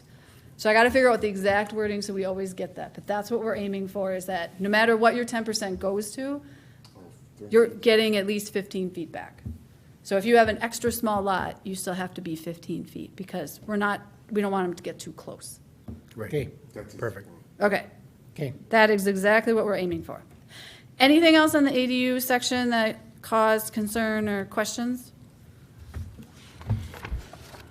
And then I think the only thing left on the bottom of page 65 and on 66 is metal storage buildings. This is just kind of a note. We had a discussion last time about how metal storage buildings aren't really a use. They were in the use table. It's more of an architectural element. So we took the standards related to metal storage buildings and put them all, we took the standards that existed in one district and put them all in the same place. So this is just showing you that we will make a change to 12.5, your metal storage buildings. This is where everything lived except for one district, and so we're putting everything together in one place. And that's the stuff that is underlined under A4, 1 and 2. It was just the BC district. What happened before is it used to say, you can be located in the BC district as long as you have a conditional use permit that met the standards that are listed in the BC district someplace else. So it already had referred to the other ones, so we're bringing everything together in the same location. And I did not make changes to these or come up with new standards, so that's what you have today. So this is dealing with the value of the building, right? That is what you have today. She Yes. didn't change a thing. The value is only if it's not covered by trees, those die, then they get 5 years to tear it down, or otherwise they have to tear it down right away. That's the only value thing that's on there. Okay, we're done? If you don't have any other questions, we are. Well, I think the cats, their animal boarding should be up to 4 cats, because I got more than 3 cats. Oh boy, where are you looking? Now you gotta get the gun out. I was looking at. Is that a definition? I was looking at page 67. Talks about animal boarding, sheltering, and daycare, but. Just shoot Oh, 'em. okay. Just shoot them. Animal means animate, being? Oh. Aquapod. That's a typo. What, I missed, where? Animal means any, Oh, yeah. well, no, animate being. That is an actual word. Animal means. Animate being. Something that is animated, something that moves around. Animate being, okay, I'm thinking of, No, I get you. yeah, it's not a word I use often. This might be the first time I've ever said it out loud, potentially. Okay, let's, That's cool. Grand Pumpkin's coming. I'm gonna turn into a. So if there aren't any other questions, feel free if you see something at a later time or when something pops in your head to reach out to staff. The next section that we're going to talk about before we take these through the public hearing process is parking and the R3 standards. So next time I see you, we'll be kind of back to kind of talking about things and making sure, and then the idea at this point is then these will all come through together. But the goal is still to keep moving. R3. R3. Yes. And there's no specific direction on what that needs to look like. So we'll see what that looks like. But thank you for your time. I know that you had a long night before you saw me, so I appreciate your. So I did have Good one humor. more. I Yeah. want to drag this out longer because I just love to do that to Fred. Is on page 77. Okay. It talks about retail means an establishment. It says about pawn shops and auction halls are not considered general retail. Yes. Why is that not? Are they under a different category? So pawn shops generally have additional licensing regulations, and so they generally are not considered retail. They actually have their own line item, and then they all have their own standards. Because usually there's additional background checks and licensing that are required for them. And same with auction halls? Yeah. Trying to say, It's just because of the potential for goods that are stolen Okay, to be used in them, and so generally we kind of keep those things separate. perfect. You want to start a business? No, I just question things that are in there. I don't just go with it. Staff presentations, none. Visitor presentations, we're gonna limit that to 3 minutes. Anybody out there? Yeah. Anything else, Mike? Okay, I make a motion, we adjourn, and Fred's gonna make pizza at his house. Why were you coming over here with your